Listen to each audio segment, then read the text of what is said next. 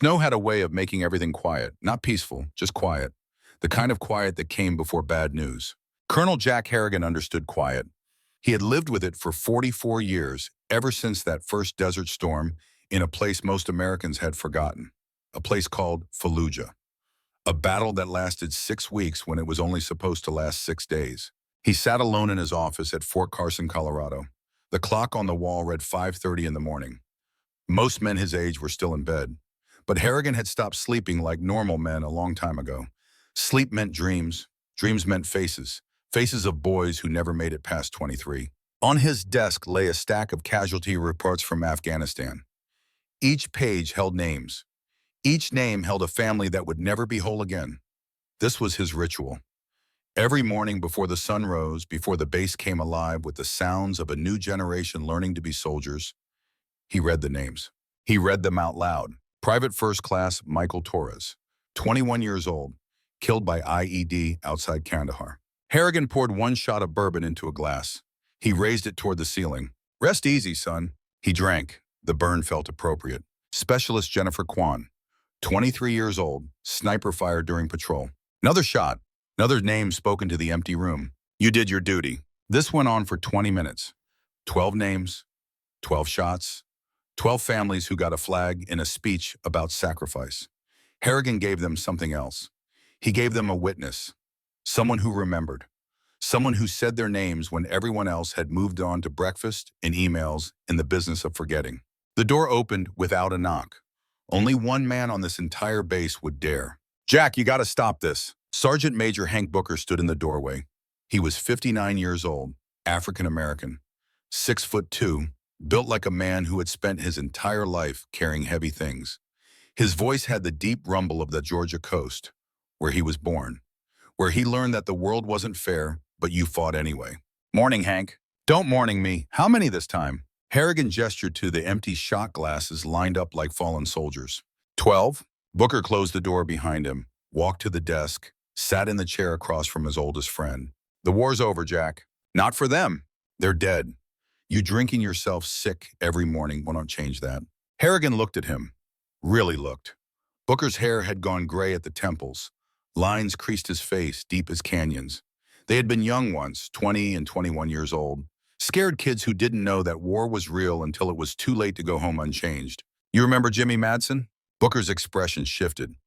Memory did that. Pulled you back whether you wanted to go or not. Fallujah, November 2004. IED took out half our Humvee. I was trapped in the wreckage. Couldn't breathe. Smoke everywhere. Thought that was it. Thought I was done. And Jimmy crawled in, pulled you out, shrapnel in his back the whole time. Harrigan nodded. Kid was 21, saved my life. You know what I said to him? What? I said, thank you. That's it. Just thank you. Like he passed me the salt. Booker smiled despite himself. What were you supposed to say? Something that mattered. Something that meant I understood what he did. But I was 29 and stupid, and I thought we had all the time in the world to say the things that needed saying. Jimmy made it home. Jimmy died 3 years ago, heart attack. I went to the funeral. His daughter asked me to say a few words. I stood up there, and I still couldn't find the right ones. The office went quiet again. Outside, the Colorado sun was starting to paint the mountains orange and gold. Beautiful. This state was beautiful in a way that made you forget men could be ugly. Booker reached across the desk, took one of the empty shot glasses, turned it in his massive hands. You know what Jimmy told me before he shipped home? What? He said Jack Harrigan taught him what it meant to be a soldier. Not the shooting, not the tactics. The other part, the part where you don't leave your brothers behind, even when command tells you to cut your losses and move on. Harrigan felt something catch in his throat. Age made you soft. Or maybe it just made you honest about the things you had always felt but were too young and proud to admit. I'm tired, Hank. I know. 6 more months and I'm done. 44 years, and for what? So I can sit here and drink to kids who died because some general decided their lives were worth less than a promotion. Booker set the glass down carefully. You're done when you say you're done, not when the calendar says so. Before Harrigan could respond, his desk phone rang. The red light. Direct line from the commanding general's office. He picked it up. Harrigan. The voice on the other end was clipped, professional. The kind of voice that delivered orders and expected compliance. Colonel General Kane wants to see you now. Harrigan hung up. looked at Booker. Kane wants a meeting. What about? Didn't say. But nothing good ever comes from the general's office at 0545. They stood. Two old men who moved like their bones remembered every fall, every impact, every year of carrying weight the body wasn't designed to bear. Harrigan grabbed his uniform jacket from the hook. The fabric was worn at the elbows. He had been wearing the same jacket for 12 years. It fit like a second skin. Booker stopped him at the door. Jack, whatever Kane wants, remember you're 6 months from retirement. Don't let him pull you into something that costs you your pension. When have I ever played it safe? That's what worries me. They walked through to the pre-dawn quarters of Fort Carson. The base was waking up. Young soldiers jogged past in formation, their breath forming clouds in the cold mountain air. They looked so young. Babies, really. Harrigan wondered if he had ever been that young. That's certain the world made sense. General Robert Kane's office occupied the top floor of the command building. Kane had requested the location specifically. He liked looking down on the base, liked the symbolism. Harrigan had known Kane since West Point. They had been classmates, friends once. That was before Kane learned that principles were negotiable and careers were built on the backs of men who believed otherwise. The secretary waved them through.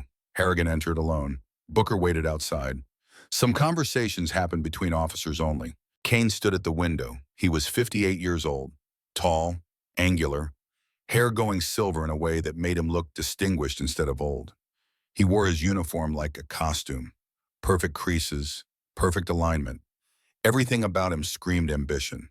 Jack, thank you for coming. Didn't know I had a choice, Bob. Kane turned, smiled. It didn't reach his eyes. Sit, please. Harrigan sat. Kane remained standing. Power play. Harrigan had seen it 1,000 times. The man who stands controls the room. How are you feeling? 6 months left. Counting the days.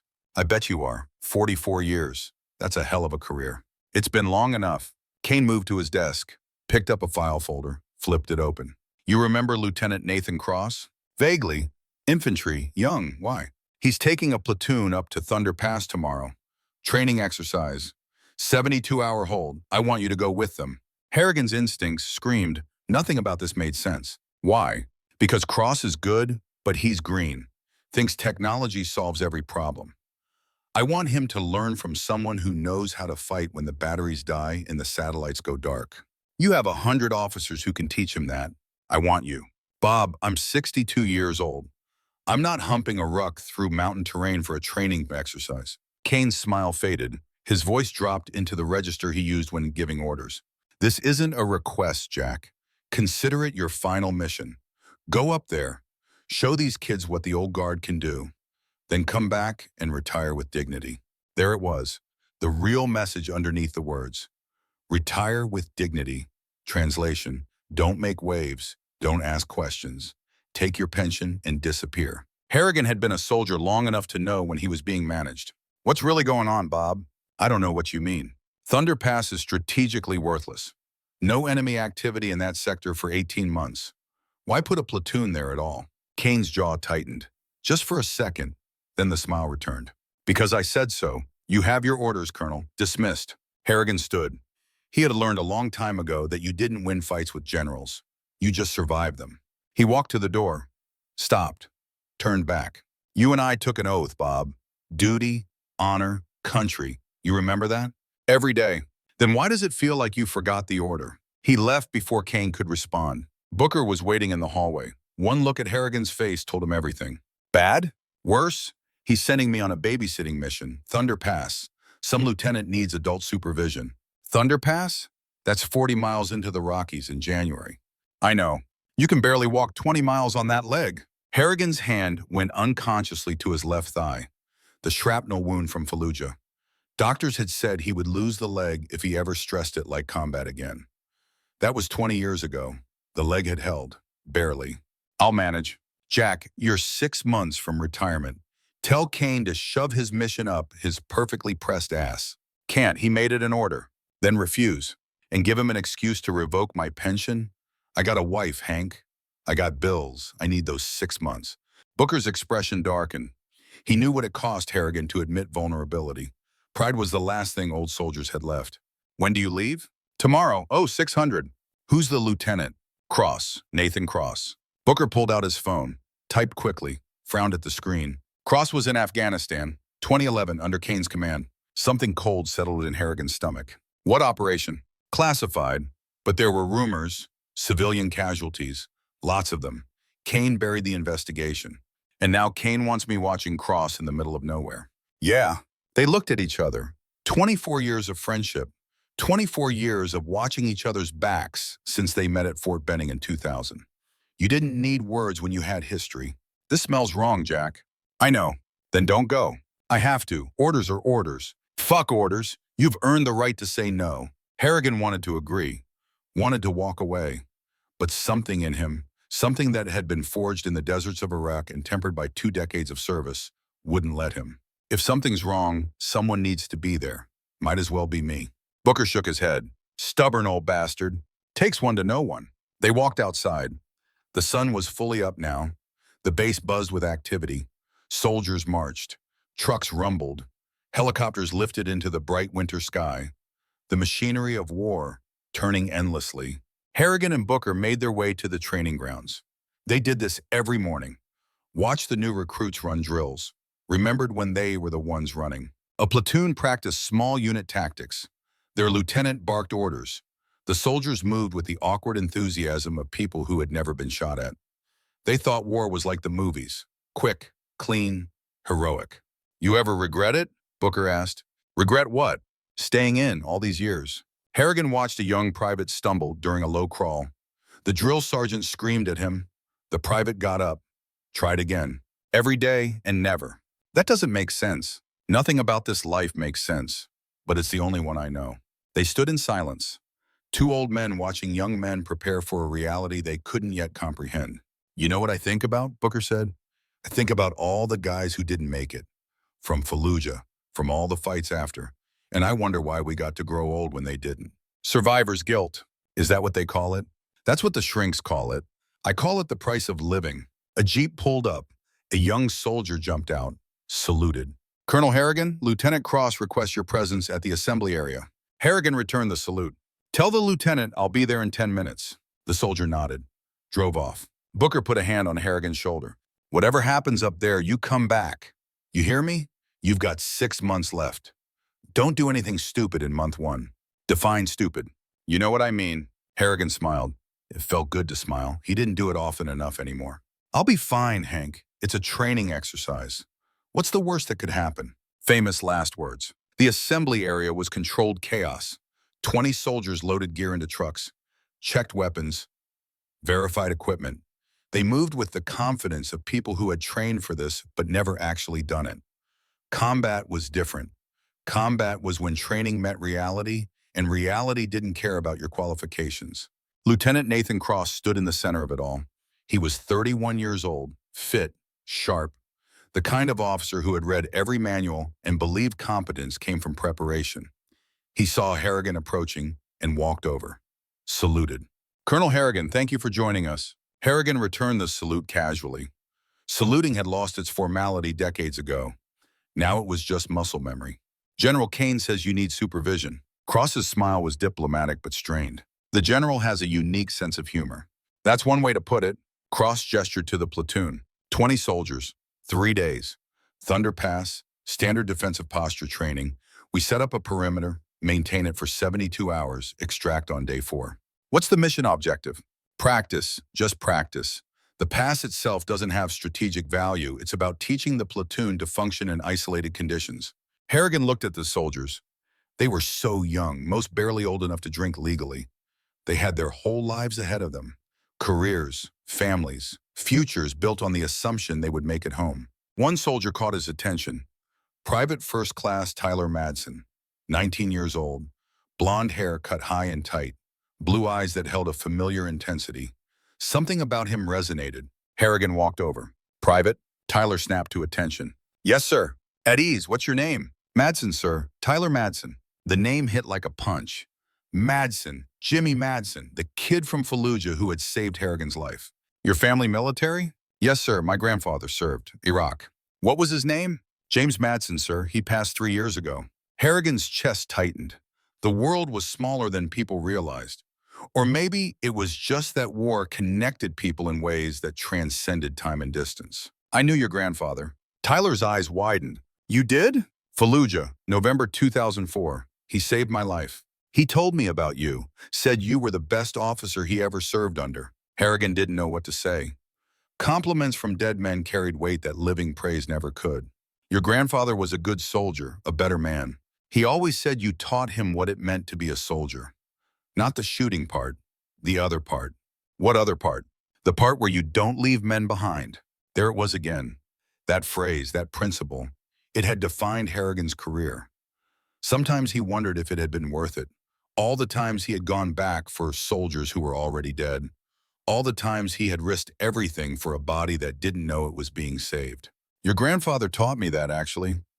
I was just smart enough to listen. Cross called out, "Colonel, we're ready to move." Harrigan nodded to Tyler. "Stay sharp up there, Private." "Yes, sir." The convoy rolled out 20 minutes later. 3 trucks carrying 20 soldiers plus Harrigan. The drive to Thunder Pass took 4 hours. They climbed into the Rockies, following roads that switched back and forth up the mountain like a serpent ascending to heaven. Harrigan sat in the lead truck with Cross and Sergeant Rita Morales. Morales was 35. Latina, Navajo heritage. She had the quiet competence of someone who had seen combat and learned that survival came from staying calm when everyone else panicked. "First time at Thunder Pass, sir?" she asked. "First time anywhere in these mountains in 15 years. It's beautiful, and it'll kill you if you're not careful. Most beautiful things will." Cross studied a tablet, digital maps, GPS coordinates, real-time weather data. The modern military ran on technology. Harrigan had fought wars with paper maps and compasses. He trusted things that didn't need batteries. "Weather looks good," Cross said. "Clear for the next 72 hours. Harrigan looked out of the window. The sky was blue. Too blue. The air had that brittle quality that came before storms. His bones ached. They always ached before bad weather. "You check the local forecast?" "Satellite data is more accurate than local reports." "Satellites don't know these mountains." Cross smiled, polite, patronizing. "With respect, sir, meteorology has advanced significantly since the Gulf War." Morales caught Harrigan's eye. She understood. There were things you learned from experience that no amount of technology could teach. They reached Thunder Pass at 1400 hours, 2 in the afternoon. The pass was a natural bowl surrounded by ridges on 3 sides. Tactically, it was a nightmare. High ground everywhere, limited sightlines. If this were a real combat situation, they would be sitting ducks. Cross deployed the platoon with textbook precision. Defensive perimeter, overlapping fields of fire, observation posts on the ridges, everything by the book.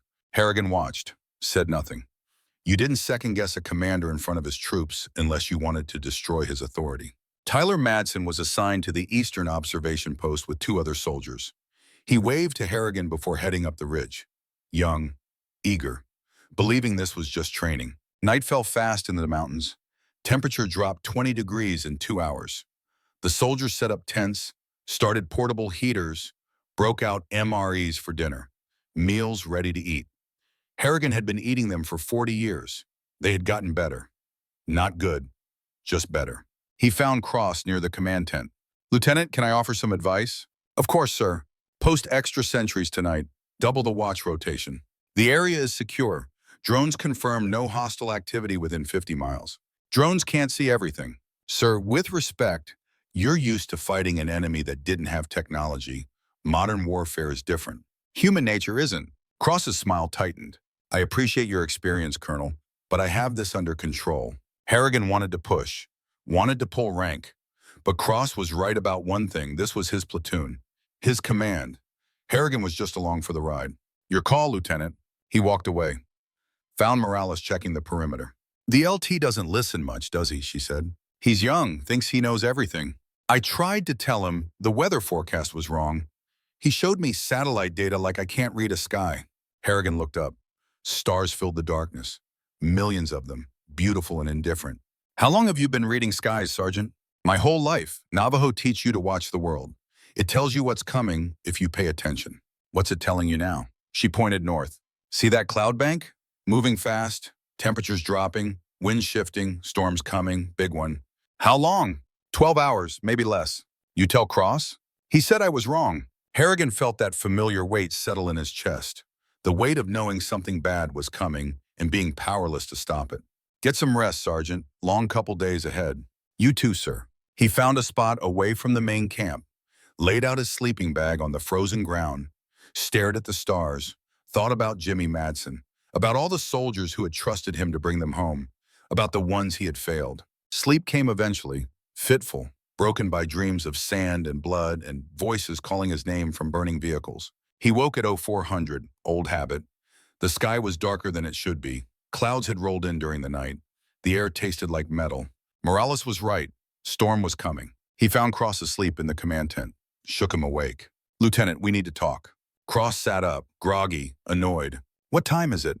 Oh, 400. Storm's coming. We need to prepare. Sir, the forecast said clear skies. The forecast is wrong. Look outside. Cross grabbed his tablet, checked the data, frowned. Satellite shows minor cloud cover. Nothing significant. Satellites are in space.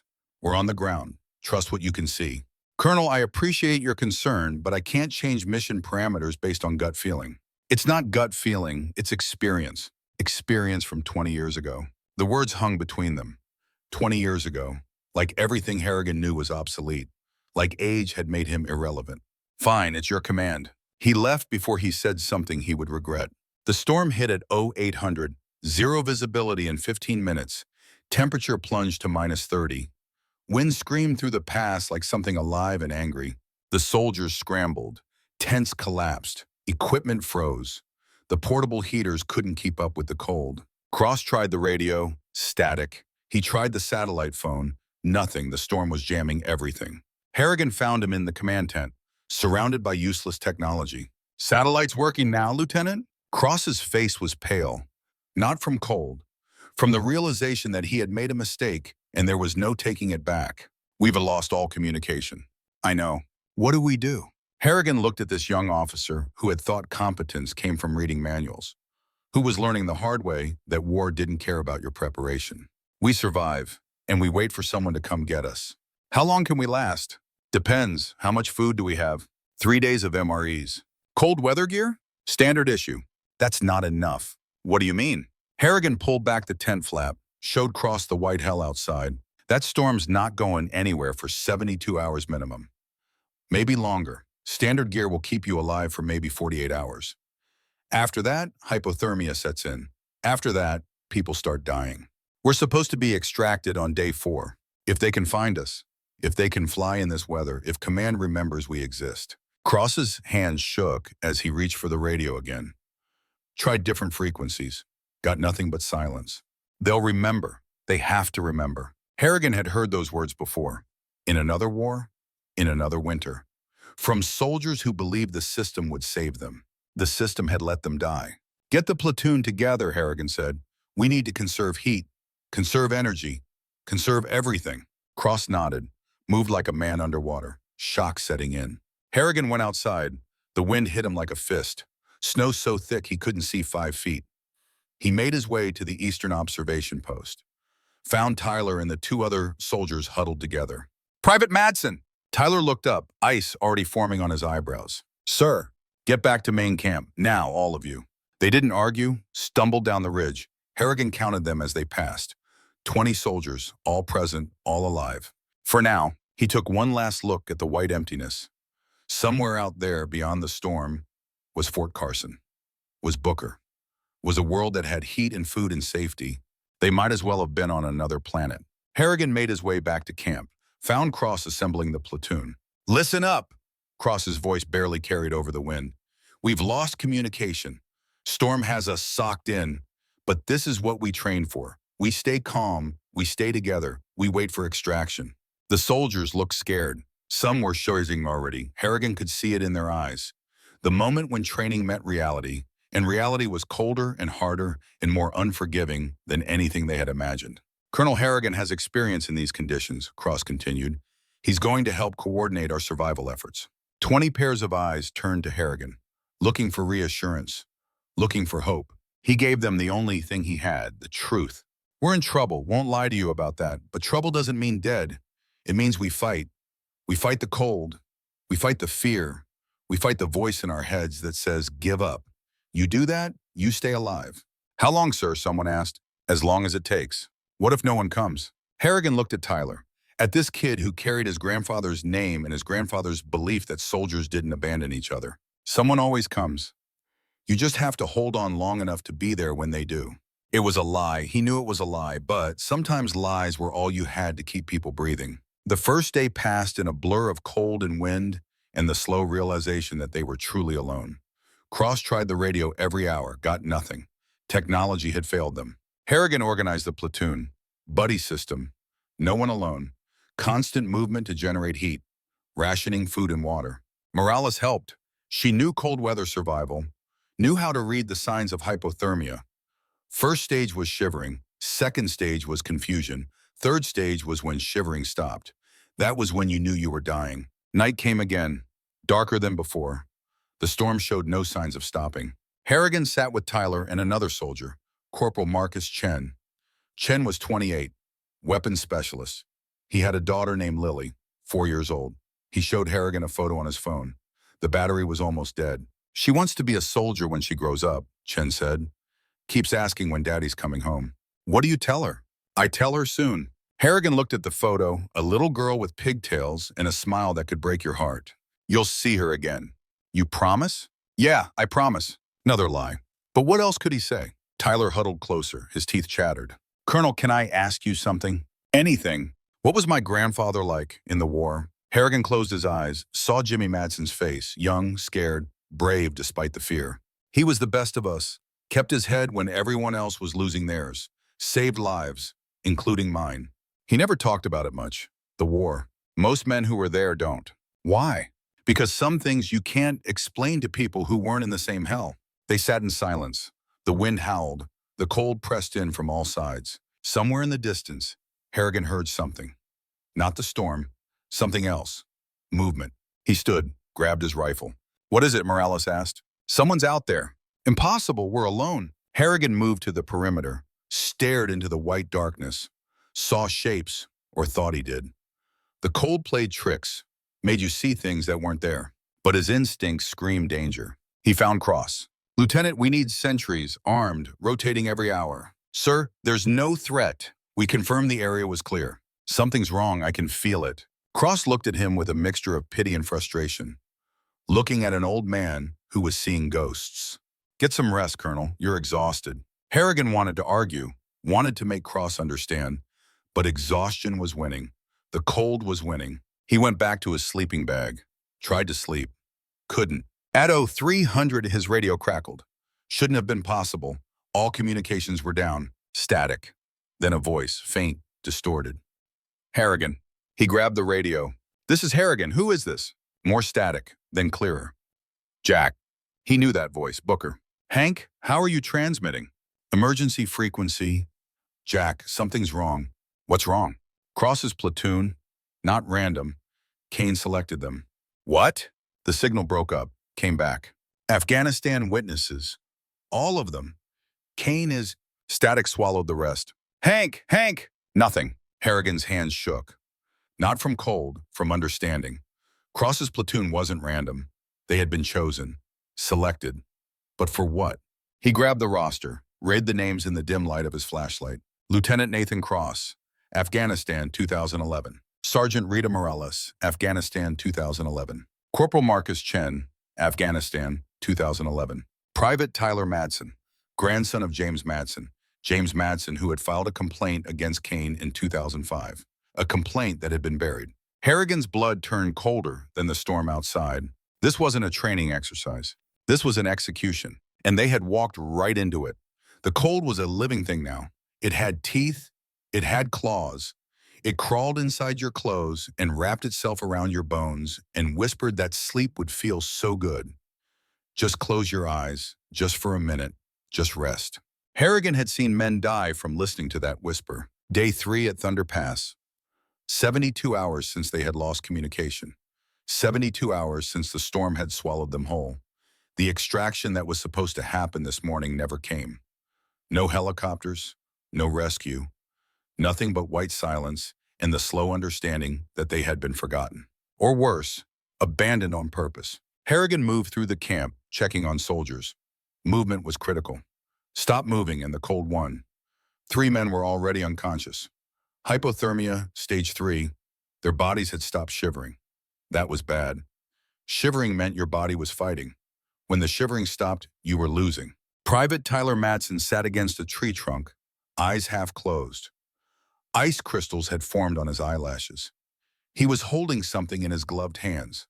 A photo. Harrigan couldn't see it clearly through the plastic sleeve, but he knew what it was. The same photo Tyler had shown him on day 1. His grandfather, Jimmy Madsen, young and alive and standing in a rocky desert that had tried to kill him. Oh. Private, Tyler's eyes focused slowly. Hypothermia did that, made everything sluggish. Sir, talk to me, stay awake. Trying, sir, just so tired. I know, but tired gets you dead. Talk. Tell me about your grandfather. Tyler's lips moved, barely a whisper. He used to tell me stories about Iraq, about you. What did he say? Said you taught him that soldiers don't quit. Even when quitting makes sense. Even when everyone else says it's over. You keep fighting because someone has to. Harrigan felt something break inside his chest. Jimmy had remembered, after all these years, after everything. He had remembered and he had passed it on to his grandson. Your grandfather was right. We keep fighting. Why, sir? We're gonna die here anyway. Maybe, but we die on our feet, not on our knees. Tyler managed a smile, weak but real. Gramps said you'd say something like that. Harrigan squeezed the kid's shoulder. Moved on. 20 soldiers to check. 20 lives depending on him to keep them believing that rescue was coming. He found Corporal Marcus Chen huddled with 2 other soldiers. Chen's hands were black. Frostbite. Severe.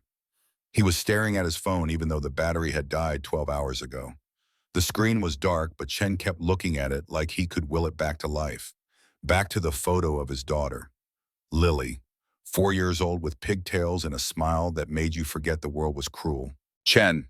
The corporal looked up. His eyes were wrong, glassy, confused. Stage 2 hypothermia. The mind was going.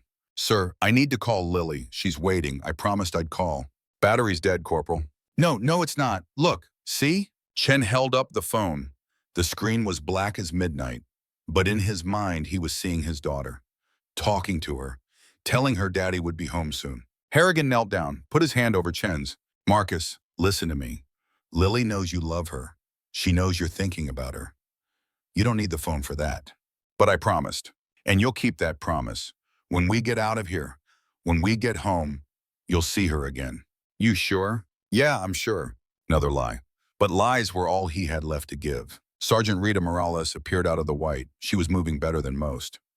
Navajo heritage gave her some kind of natural resistance to cold.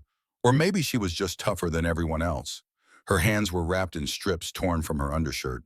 Frostbite had taken 2 fingers on her left hand. The flesh was gray and dead, but she kept moving. Kept checking on soldiers, kept doing her job. Sir, Lieutenant Cross wants to see you. How is he? Not good. He's blaming himself. He should. This is his command. Morales' eyes flashed. With respect, sir, that's not helpful. Truth rarely is. He's 11 years younger than you. He doesn't have your experience. He made a mistake. Don't crush him for it. Harrigan looked at this sergeant who had seen combat in Afghanistan. Who knew what it meant to make decisions that got people killed? She was protecting her lieutenant.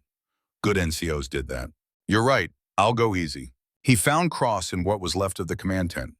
Half of it had collapsed under the weight of snow. Cross sat on an empty ammunition crate, staring at a dead tablet. His face was pale, not from cold, from guilt. Lieutenant? Cross looked up. He had aged 10 years and 3 days. Colonel, I keep trying the radio. Nothing. I know. They should be here by now. Extraction was scheduled for 0600. It's past noon. Harrigan sat on another crate. His legs screamed in protest, the shrapnel wound from Fallujah.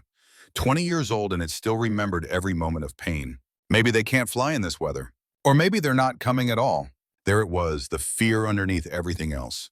The suspicion that they had been left to die. Why would they abandon us? Cross asked.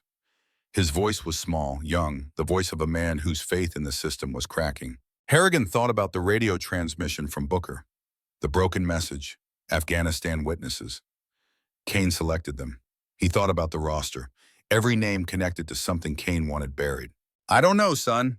Yes, you do. I can see it in your face. You know something. Harrigan met his eyes, saw the need for truth, for understanding. even if it destroyed what little hope remained. You were in Afghanistan, 2011, under Kane's command. Cross went very still. How did you know that? I have friends who know things. What happened there? That's classified. Men are dying. Classified doesn't matter anymore. Cross was silent for a long moment. When he spoke, his voice was flat, empty. The voice of a man remembering something he had spent years trying to forget. There was a village. Intel said it was a Taliban stronghold. Kane ordered an airstrike. I was junior officer. I questioned it, said the intelligence didn't match ground truth. Kane overruled me, said the strike was necessary. What happened? 47 civilians died, women, children, old men. The Taliban weren't there. They had never been there. It was a school. A fucking school. Harrigan's hands clenched. You filed a complaint. How did you? Kane has a pattern. This isn't the first time he's buried mistakes by burying the people who saw them. Cross stood, paced. The tent was small and his movements were agitated. Trapped animal energy. They told me to keep quiet, said it was for the good of the mission, for the good of the army. I was young, stupid. I believed them. But you kept records. Yeah, I kept records, witness statements, photos, everything. I thought someday someone would want the truth. Kane knows you have them. Probably, I never told anyone, but I'm not naive enough to think military intelligence can't find out. Harrigan looked at the collapsed tent, at the storm outside, at the impossible situation they were in. Morales and Chen, they were there too. Cross nodded. They saw everything. They testified in the internal investigation. Their statements corroborated mine. And Tyler Madsen? He wasn't in Afghanistan. He's just a kid. But his grandfather filed a complaint against Kane, 2005. Training exercise in Iraq. Kane left his squad behind to save himself. Sound familiar? Cross stopped, pacing. You think Kane put this platoon together specifically? You think he sent us here to die? I think Kane has been cleaning up loose ends his entire career. And I think we're his latest mess. The words hung in the frozen air. Once spoken, they couldn't be taken back. They changed everything. Then no one's coming, Cross said. We're on our own. Yeah, we're on our own. Outside, the wind howled. The storm showed no signs of stopping. Harrigan stood. His leg protested. He ignored it. Pain was just information. It told you that you were still alive. Get the platoon together. Everyone who can move. We need to talk. 15 minutes later, they were gathered. 13 soldiers still conscious. 7 unconscious, but breathing. Tyler, Chen, Morales, Cross. Others whose names Harrigan had learned over the past 3 days. Young faces made old by cold and fear. Harrigan stood before them, an old man with a bad leg and 44 years of making promises he couldn't keep. I'm going to tell you the truth. No sugarcoating, no officer bullshit, just truth. They waited. Some were shivering. Some had stopped. The ones who had stopped were the ones to worry about. No one is coming for us. Command has written us off. We wait here and we die. That's the truth. Silence. Then one of the younger privates spoke up. Why? Why abandon us? Because someone decided you were inconvenient, that your lives were worth less than their career. That's illegal. Illegal doesn't matter when the people breaking the law are the ones enforcing it. Morales stepped forward. So what do we do, sir? Harrigan had been asking himself that question for 3 days. The answer terrified him, but it was the only answer that made sense. We walk out. Cross shook his head. Sir, that's 40 miles through mountain terrain in sub-zero temperatures. Half of us can barely stand. Then the half that can stand carries the half that can't.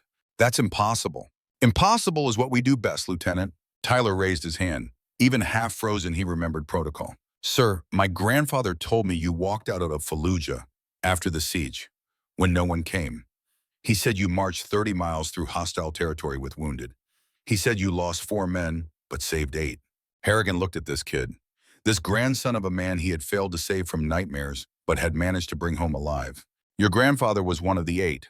Then we can do this. If you did it then, we can do it now. Harrigan wanted to tell him no, wanted to explain that he had been 29 then, that his leg had been whole, that 30 miles in the desert was different than 40 miles in a blizzard. But the kid was looking at him with Jimmy Madsen's eyes, believing, trusting. Yeah, Harrigan said, we can do this. Morales organized the soldiers who could walk. Cross worked out a rotation for carrying the unconscious. They had 2 makeshift stretchers, rifles lashed together with paracord, not comfortable but functional. Harrigan pulled Morales aside. Sergeant, I need you to be honest with me. How many do you think will make it? She looked at the platoon, did the math in her head. If we move fast, if the weather breaks, maybe 10, probably less. And if we stay here, 0. Then we move. They left Thunder Pass at 1500 hours. 3 in the afternoon, 8 hours of daylight left. Maybe. The storm made it hard to tell where the sun was. Formation was simple. Harrigan in front with a compass, old school navigation. Morales beside him reading the terrain. Cross in the middle keeping the mobile soldiers moving. 2 teams carrying stretchers. Tyler and 3 others bringing up the rear. They moved slowly. 30 minutes to cover the first mile. The snow was waist-deep in places. Each step was a battle. Lift, push, sink, repeat. Harrigan's legs screamed. The shrapnel wound that doctors had said would cripple him if he ever stressed it. He was stressing it now. Could feel something tearing inside. Muscle, tendon, something important. But stopping meant dying, so he kept walking. Morales stayed close. Sir, you're limping. I'm always limping. This is worse. You need to let someone else lead. No. Why? Because if I stop leading, I stop moving. And if I stop moving, I stop. She understood. Had seen it before. Men who stayed alive through sheer stubborn refusal to quit. Mile 2, one of the unconscious soldiers died. They felt it through the stretcher. The sudden weight change. The absolute stillness that was different than sleep. They set him down, checked for pulse, found nothing. Private Lawson, 22 years old, from Ohio, had a mother who sent him care packages with homemade cookies. Harrigan had met her once at a family day event. She had thanked him for taking care of her son. "We can't carry him," Cross said. His voice was hollow. "I know. We just leave him? We mark the position. We come back when this is over." They took Lawson's dog tags, covered him with snow, said a prayer that most of them didn't believe, but said anyway because it felt wrong to leave him without words. Tyler stood over the grave, crying. Tears froze on his cheeks. "This isn't right, sir. We shouldn't leave him." "I know. My grandfather said you never left anyone behind. Your grandfather was remembering the times I succeeded. He forgot the times I failed." They moved on. 19 soldiers now. 19 souls in a white hell, trying to walk their way back to a world that had forgotten them. Mile 5. Corporal Chen woke up, disoriented, confused. He saw the trees moving past, realized he was on a stretcher. "What's happening?" Tyler was carrying the rear of his stretcher. "We're walking out, Corporal, going home." "Lily, I need to see Lily." "You will. Just hold on." Chen's eyes focused on Tyler. "You look like someone. Can't remember who." "I'm Tyler, sir. We met at Thunder Pass." "No, before that, you look like someone from before." His eyes closed again. Back to whatever place hypothermia took you. A place where past and present mixed together and nothing made sense. Mile 10, halfway to the first checkpoint. A place on Harrigan's map where there should be a ranger station. Abandoned in winter, but it would have shelter. Walls, a roof, a chance to rest without dying. The storm was getting worse. Wind strong enough to knock soldiers off their feet. Visibility down to 5 feet. They were walking blind, trusting Harrigan's compass, trusting 20 years of experience reading terrain by feel. "Sir," Morales grabbed his arm. "I can't see the soldier in front of me." "Rope up, link everyone together." They used paracord, tied it around waists, created a human chain. If one person fell, everyone would feel it. No one could get lost in the white. They kept walking. Mile 12. Night was falling. Or maybe it was just the storm getting darker. Hard to tell. Tyler stumbled, went down. The soldier ahead of him felt the tug on the rope, stopped, helped him up. "You okay, Private?" Tyler nodded. Couldn't speak. Too cold, too exhausted. He got back up, kept walking. That was all there was now. Walk, one foot, then the other. Don't think about how far, just think about the next step. Harrigan called a halt. They had been walking for 7 hours, covered 12 miles. They needed rest or soldiers would start dropping from exhaustion instead of cold. "Circle up, share body heat." They formed a tight group, pressed together like sardines. It wasn't warm, but it was less cold. That was enough. Harrigan sat on the outside of the circle. Leaders didn't get to be warm. Leaders took the worst position so their soldiers could have the best. Morales sat next to him. "Sir, you should be in the center. You're the oldest. You need the heat most." "I'm fine." "You're not fine. You can barely walk." "I'm walking, though. That's what matters." She was quiet for a moment, then, "Why are you doing this? You're 6 months from retirement. You could have stayed at the base." Could have let Cross handle this. Why risk everything? Harrigan looked at the circle of soldiers, young men who trusted him to bring them home. Tyler with his grandfather's eyes, Chen dreaming about his daughter, all of them depending on an old man who had no business making promises he might not keep. Because someone has to come, and today I'm someone. That's not an answer. It's the only answer I have. They rested for 2 hours. Some soldiers slept. Sleep was dangerous. Sleep in this cold meant you might not wake up. But exhaustion overruled caution. They slept anyway. Harrigan didn't sleep. Couldn't. His leg was bad. Really bad. He could feel bone grinding against bone. The shrapnel had shifted. Damaged something that couldn't be undamaged. He was walking on borrowed time. Every step brought him closer to the moment when the leg would give out completely. He pulled out a small bottle. Pain pills. Military issue. Enough to keep him moving. Enough to delay the inevitable. He dry swallowed too, waited for them to kick in. Cross appeared out of the dark, sat down heavily. We lost another one, Private Garcia, just stopped breathing. 18 now. We marked the position, keep moving. Sir, we can't keep doing this. We can't keep leaving bodies. Would you rather stay with them? Cross had no answer to that. They sat in silence. 2 officers separated by 11 years in a gulf of experience. Cross had been taught that technology would save him, that preparation and planning were enough. Harrigan had learned the hard way that sometimes the universe didn't care about your plans. You ever doubt? Cross asked. Ever wonder if it's worth it? All the death, all the sacrifice. Every day. Then why keep doing it? Because the alternative is worse. What's the alternative? Giving up. Accepting that some lives don't matter, that some soldiers are acceptable losses. Once you accept that, you stop being human.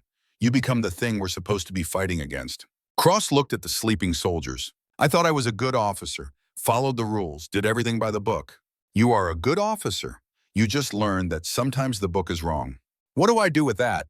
You write a better book. At midnight, they started moving again. Colder now, much colder, -40, maybe worse.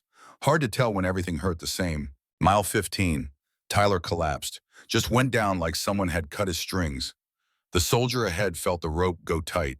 They all stopped. Harrigan made his way back, knelt next to Tyler. The kid's eyes were open but unfocused. Stage 3 hypothermia, the point where the body started shutting down non-essential functions to preserve the core. Private, talk to me. Tyler's lips moved, no sound came out. Harrigan slapped him, hard, the kind of slap that shocked the system. Tyler Madsen, I knew your grandfather. He didn't save my life, so you could quit on me now. Tyler's eyes focused, found Harrigan's face. Can't feel my legs.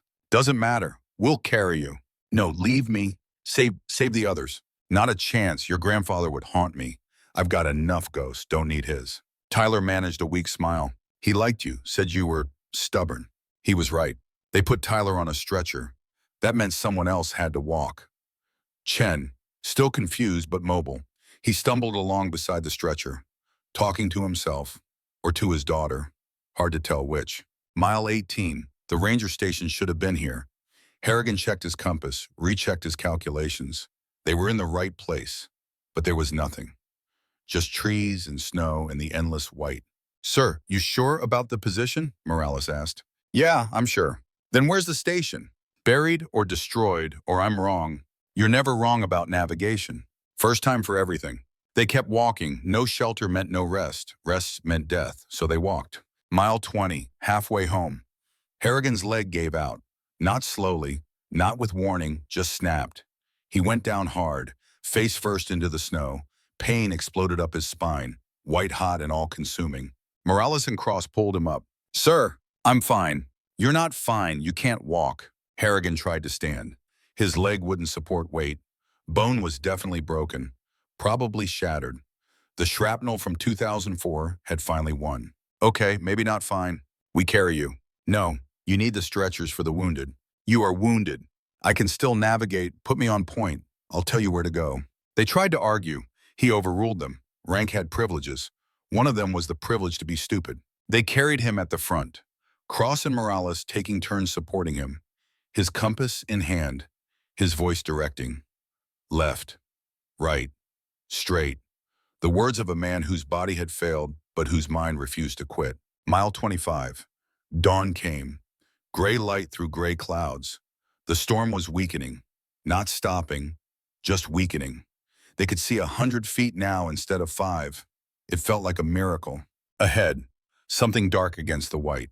Trees, dense forest. That meant lower elevation. Lower elevation meant warmer temperatures. Warmer was relative, but every degree mattered.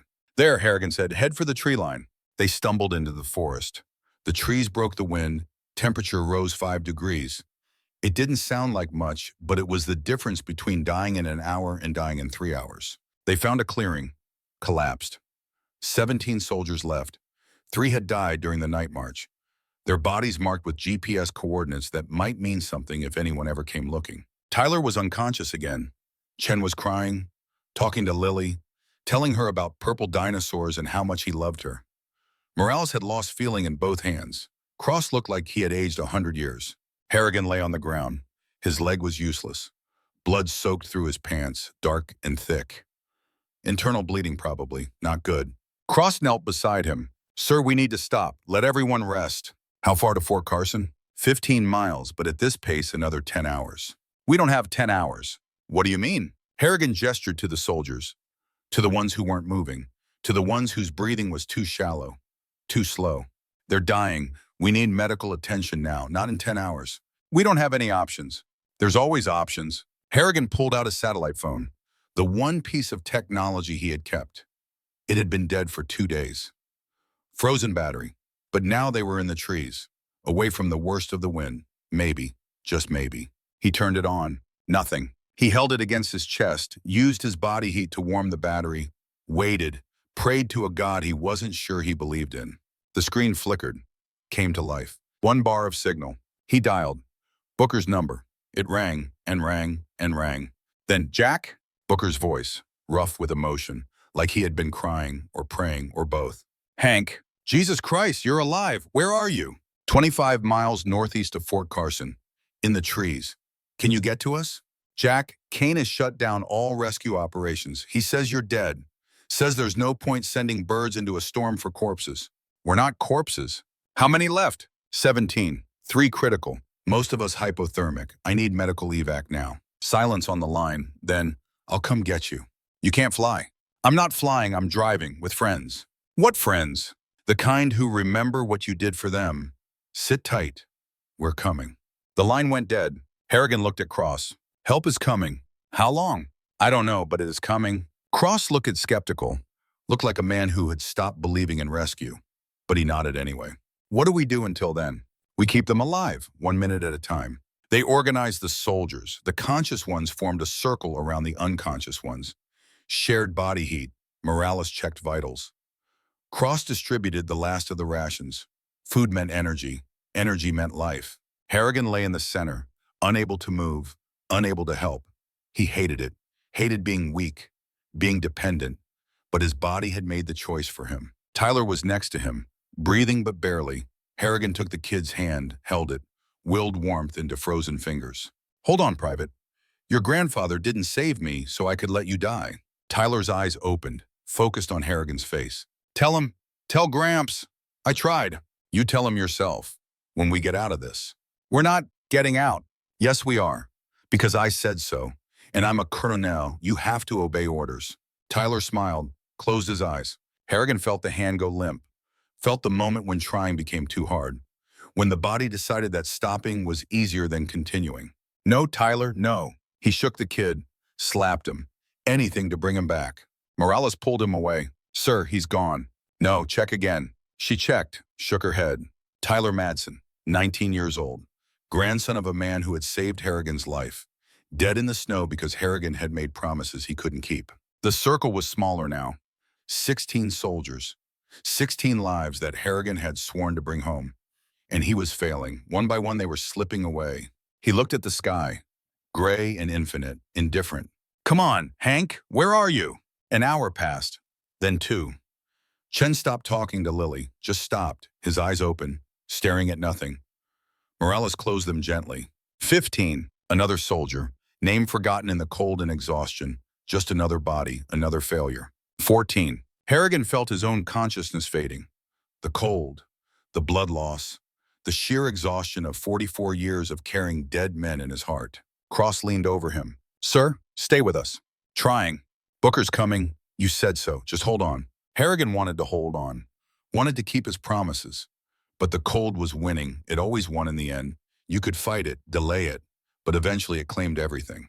His eyes closed. He heard voices, far away, growing fainter. Then silence. Then nothing. Then the sound of engines. Trucks. Multiple trucks. Crashing through the forest. Voices shouting. Hands grabbing. Lifting. Light. Warmth. Pain. Blessed pain because pain meant alive. Booker's face, crying, actually crying. You stubborn son of a bitch. I told you to come back. Harrigan tried to speak. Couldn't. Booker understood anyway. We got you, Jack. We got you. Other faces. Lou Kowalski, Miguel Santos, Tommy Park. Men from Iraq. Men who remembered what it meant to leave no one behind. They had come, against orders, against sense. They had come anyway. Because that's what brothers did. Harrigan let go. Let the darkness take him. Let other people carry the weight for a while. He had earned the rest. His last thought before unconsciousness was simple. 14. 14 out of 20. Not good enough. Never good enough. But alive. Alive was something. White walls. White ceiling. The smell of antiseptic and bleach. Harrigan woke to the world of the living, but it felt like he had been somewhere else. Somewhere cold and dark where voices called his name, and he couldn't answer because his mouth was full of snow. A hospital room. Fort Carson Medical Center. Machines beeped. IVs dripped clear fluid into his arm. His left leg was elevated, wrapped in bandages and metal, a cage of surgical steel holding together what the mountain had broken. He tried to sit up. Pain exploded through his spine, white hot and absolute. He fell back against the pillow, breathing hard, sweating despite the climate control. A nurse appeared, young, efficient. She checked his vitals without meeting his eyes. Colonel Harrigan, you're awake. I'll get the doctor. Wait, how long have I been out? 3 days, sir. 3 days. 72 hours of unconsciousness while his body tried to repair damage that couldn't be fully repaired. He looked at his leg, at the cage of metal and the bandages that couldn't hide the reality underneath. My leg. The nurse hesitated. That hesitation told him everything. The doctor will explain. She left. Harrigan lay there staring at the ceiling, counting tiles, trying not to think about what the cage meant, what the surgery had required, what he had lost in the snow. The door opened. Dr. Sarah Chen, no relation to Marcus Chen. Different Chen, she was 50, gray streaks and black hair. The kind of surgeon who had seen enough trauma to know that sometimes honesty was crueler than lies, but necessary anyway. Colonel, welcome back. My leg. She pulled up a chair, sat, looked him in the eye. He respected that. Doctors who couldn't make eye contact were doctors delivering bad news they weren't strong enough to own. We saved it. Barely. The shrapnel from your original wound had shifted, severed the femoral artery. You lost 3 pints of blood before we got you into surgery. Another hour and you would have bled out. Can I walk? Eventually, with a cane, maybe a walker. The damage was extensive. We had to remove significant amounts of damaged tissue, install pins, reinforce the bone structure. You'll have limited mobility for the rest of your life. Can I run? No. Can I march? Colonel, you can barely stand. Running and marching are off the table permanently. Harrigan closed his eyes. 44 years of service. 44 years of proving that age and injury didn't define capability. All of it ended by a mountain and a general who had decided some lives were acceptable losses. The others, the soldiers from Thunder Pass, how many made it? Dr. Chen's expression softened. 14 survivors, 6 dead. 2 of the survivors are critical. Corporal Chen is in ICU, severe frostbite. We had to amputate both hands at the wrist. Harrigan felt something break inside. Marcus Chen, the man who showed everyone photos of his daughter, whose hands would never hold Lily again. Never teach her to ride a bike. Never do any of the 1,000 small things that fathers did. The others? Various stages of frostbite, hypothermia recovery. Lieutenant Cross is stable. Sergeant Morales lost 3 fingers, but she'll regain function. The rest will recover, physically at least. And Private Madsen? Dr. Chen looked at her tablet, scrolled, frowned. I don't have a Tyler Madsen on the survivor list. He died in the forest before rescue arrived. I'm sorry. Sorry. Such a small word for such a large loss. Tyler Madsen, 19 years old, Dead because Harrigan had made promises he couldn't keep.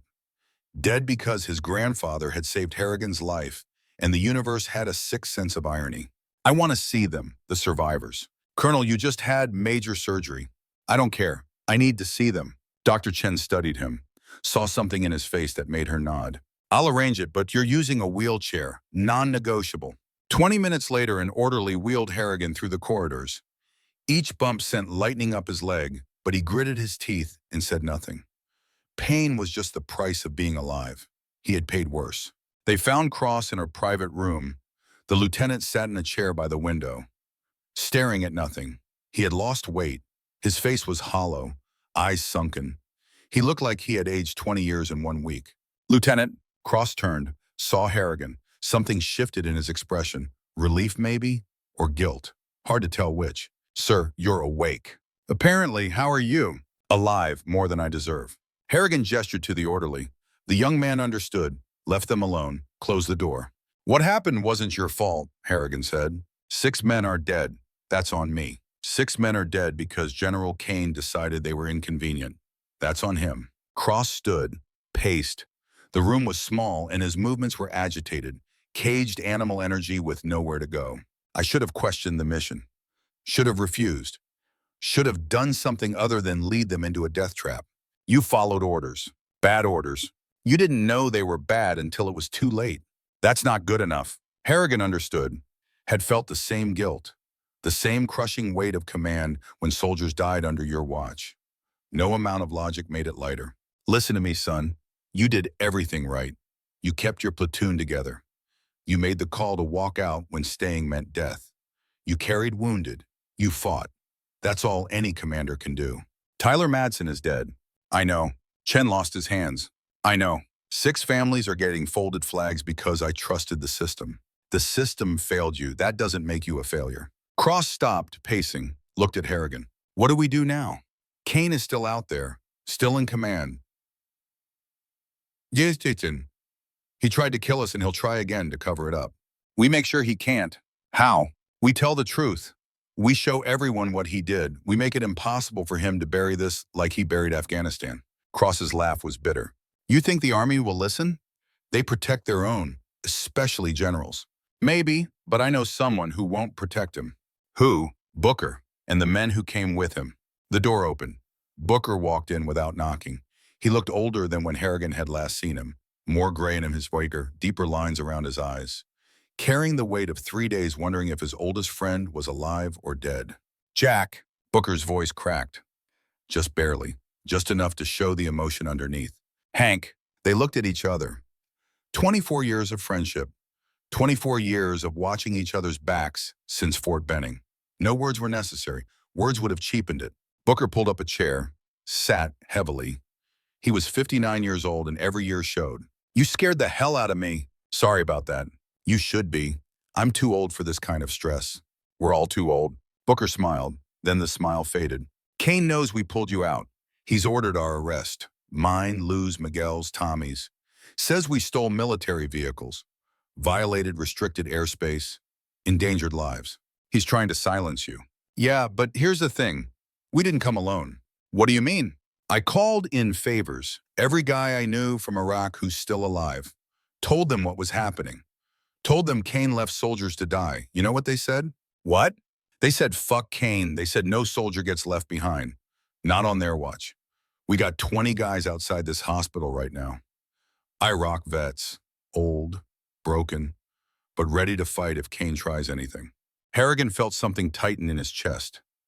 These men, these warriors who had every right to stay home, to let younger people handle younger problems. They had come anyway. Hank, you can't fight the army. We're not fighting the army. We're fighting one man who happens to wear a uniform. Big difference. Cross leaned forward. What's the plan? Booker pulled out a phone, showed them photos. Kane entering a building off base. Kane meeting with civilians in suits. Kane accepting an envelope from someone who looked like they trafficked in things darker than daylight allowed.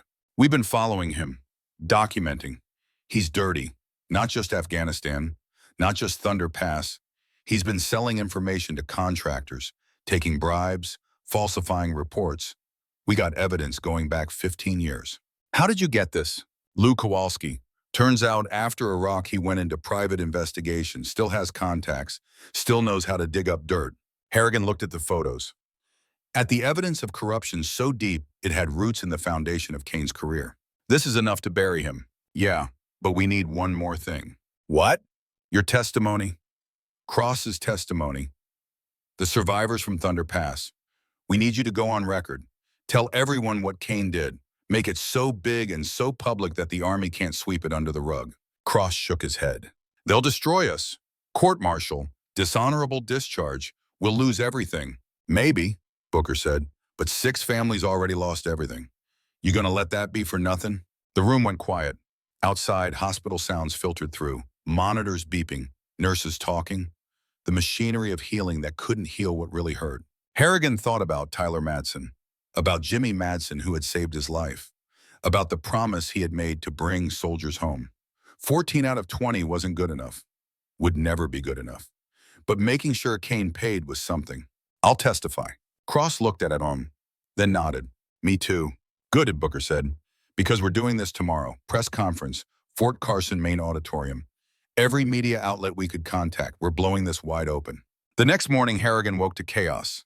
The hospital corridors were filled with military police.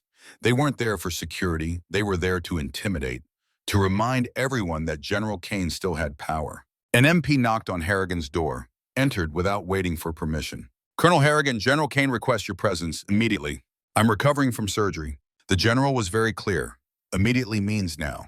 They wheeled him through the hospital, past rooms where Thunder Pass survivors lay recovering, past Corporal Chen's ICU room where a man without hands stared at the ceiling and wondered how to hug his daughter. Kane's temporary office was in the hospital administrative wing. He had commandeered it, filled it with his staff, his authority, his power. Harrigan was wheeled inside. The MPs left, closed the door. It was just him and Kane, and 24 years of history turned sour. Kane stood at the window, back to the room. He was in full dress uniform. Every ribbon perfect, every crease sharp. He looked like a recruitment poster, like the ideal of what a general should be. He turned. His face was calm, almost pleasant. That was more frightening than anger. Jack, I'm glad you're recovering. Are you? Of course, we were classmates, friends. Were. Kane's smile didn't waver. I understand you're upset. The Thunder Pass situation was unfortunate, but these things happen in training exercises. Training exercises don't involve jamming communications and abandoning soldiers in blizzards. I don't know what you're talking about. Yes, you do. You selected that platoon specifically. Every soldier was connected to something you wanted buried. Afghanistan, your history of abandoning men, you sent them to die. Kane's expression finally shifted. The smile faded, something colder took its place. That's a serious accusation. Do you have proof? Booker has proof.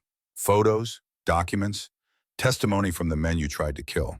Booker is a retired sergeant with a grudge. His word means nothing. It'll mean something to the press, to the families of the 6 dead soldiers, to the American people who think generals are supposed to protect their troops, not murder them. Kane moved closer, loomed over the wheelchair, tried to use height as intimidation. It might have worked on someone younger, someone who still believed that rank equaled righteousness. Listen to me carefully, Jack. You go public with this, and I will destroy you. Not just your career, your pension, your wife's benefits. Everything you've worked for will disappear. Is that really worth it for 6 soldiers who were going to die eventually anyway? Harrigan looked up at this man who wore a uniform like a costume, who had twisted duty and honor into weapons against the people he was sworn to protect. Yeah, it is. Kane's jaw tightened. Then you're a fool. You always were, too sentimental, too attached to individual soldiers. That's why you never made general. You can't see the bigger picture. The bigger picture is made of individuals. Forget that, and the picture doesn't mean anything. Philosophy, how noble. Here's reality.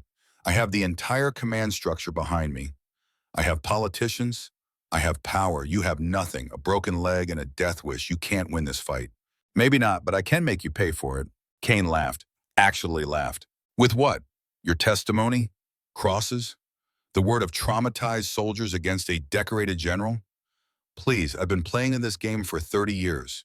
You think I don't know how to control a narrative? Control this. Harrigan pulled out his phone, showed Kane the screen.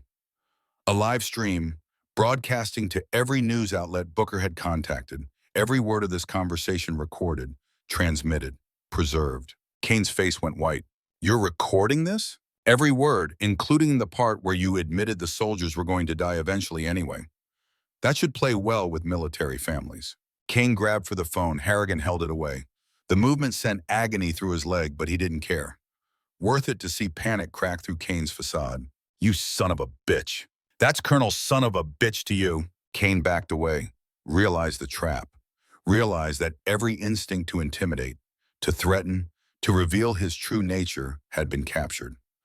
Broadcast, made permanent. This doesn't change anything.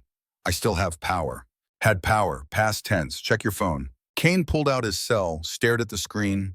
His face went from white to red, the flush of a man watching his world collapse in real time. What did you do? I didn't do anything. You did it to yourself. The moment you decided soldiers were acceptable losses, you stopped being a general. You became exactly what we're supposed to fight against. The door burst open. Military police, but not Kane's MPS. These wore different insignia. JAG, Judge Advocate General, military law enforcement. A Colonel Harrigan didn't recognize stepped forward. Brigadier General Robert Kane, you're under arrest for dereliction of duty, conspiracy to commit murder, and violations of the Uniform Code of Military Justice. You have the right to remain silent. Kane stared, disbelief warring with rage. This is a mistake. I'm a general. You can't arrest me. We can, and we are, sir. They cuffed him, led him out. Kane looked back at Harrigan. The look was pure hatred, pure promise of revenge, but empty. The look of a man whose threats no longer carried weight. The door closed. Harrigan sat alone in the office, the live stream still running. He ended it, set the phone down, let out a breath he hadn't known he was holding. It was done. Booker appeared in the doorway. Did you get all that? Every word. It's everywhere. CNN, Fox, MSNBC, social media. Kane's finished. Good. Booker wheeled him out, through corridors that felt different now, lighter, like pressure had been released. They passed soldiers who nodded, who understood what had just happened, even if they didn't know the details. They found Cross in the auditorium, preparing for the press conference. The lieutenant looked nervous, kept checking his notes, kept smoothing his uniform. You don't need notes, Harrigan said. Sir, just tell the truth. That's all anyone can ask. The auditorium filled. Reporters, cameras, families of the survivors, families of the dead. Tyler Madson's mother sat in the front row. Her face was stone, but her eyes were red. She had been crying for days. Harrigan wheeled himself to the microphone. Cross stood beside him. Behind them, the 14 survivors of Thunder Pass, bandaged, scarred, alive. The cameras focused. The room went quiet. Harrigan spoke. My name is Colonel Jack Harrigan. 3 weeks ago, I was ordered to accompany Lieutenant Nathan Cross's platoon on a training exercise to Thunder Pass. What was supposed to be a routine 72-hour operation became a fight for survival when General Robert Kane deliberately cut our communications and abandoned us in a blizzard. He paused. Let that sink in. 6 soldiers died. Private Tyler Madsen, Private Garcia, Private Lawson, Private Peterson, Private Williams, Private Jackson. They died because a general decided their lives were worth less than covering up his crimes. Tyler's mother made a sound, not quite a sob, something deeper, the sound of a parent's worst nightmare confirmed. But 14 survived. They survived because soldiers who served with me in Iraq refused to accept that anyone should be left behind. They violated orders, risked court-martial, came anyway, because that's what brothers do. The cameras captured everything. The survivors standing tall despite their injuries. The families crying. The truth laid bare for the world to see. Cross stepped forward. I'm Lieutenant Nathan Cross. In 2011, I served under General Kane in Afghanistan. I witnessed him order an airstrike on a civilian target. 47 people died. Women, children, elderly. He buried the investigation. Threatened everyone who tried to speak up. Thunder Pass was his attempt to silence the last witnesses. More details, more truth, more evidence of corruption so deep it had poisoned everything Kane touched. When it was over, when every question had been answered and every camera had their footage, Harrigan wheeled himself outside, needed air, needed space. He found Tyler's mother standing alone in the parking lot, staring at nothing. He approached slowly. Ma'am, she turned, saw him, Her face crumpled. You knew my son?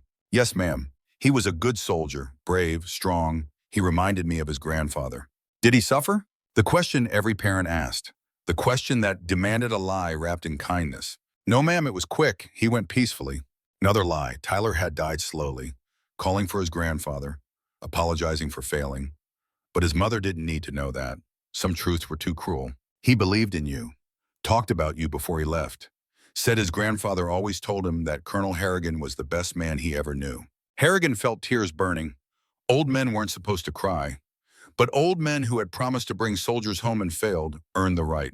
Your son was the best of us. I'm sorry I couldn't save him. She reached out, touched his hand. You brought him home. That's what matters. You didn't leave him in the snow. They stood together, two people connected by loss and the impossible burden of moving forward when moving forward felt like betrayal of the dead. Later, Harrigan found Corporal Chen. The man sat in his hospital bed, staring at bandaged stumps where his hands had been. His wife sat beside him. She was holding their daughter, Lily, 4 years old, clutching a purple dinosaur. Lily saw Harrigan, recognized the uniform. Are you the man who saved my daddy? Harrigan wheeled closer. I'm the man who tried. Mommy says daddy is a hero. Your mommy is right. Chen finally looked up. His eyes were hollow, empty. How am I supposed to hold her? How am I supposed to be her father without hands? His wife started to speak. Harrigan raised a hand. This needed to come from one soldier to another. You hold her with your presence, with your voice, with your love.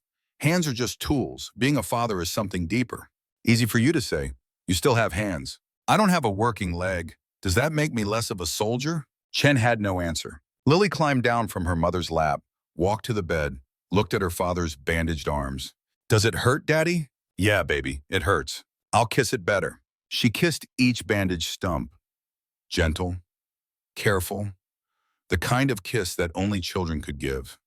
Pure, unconditional, accepting. Chen broke, tears streaming down his face. His wife held him. Lily climbed into the bed, snuggled against him, a family finding a new way to be whole.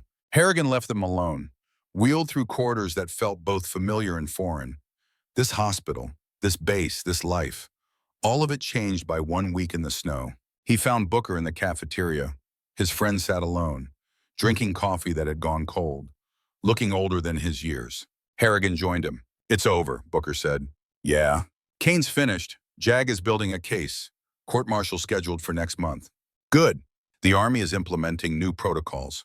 No more acceptable loss designations, mandatory welfare checks, whistleblower protections. About time. They sat in silence. Two old men who had seen too much, done too much, survived when they had no right to. Jack, what are we going to do now? What do you mean?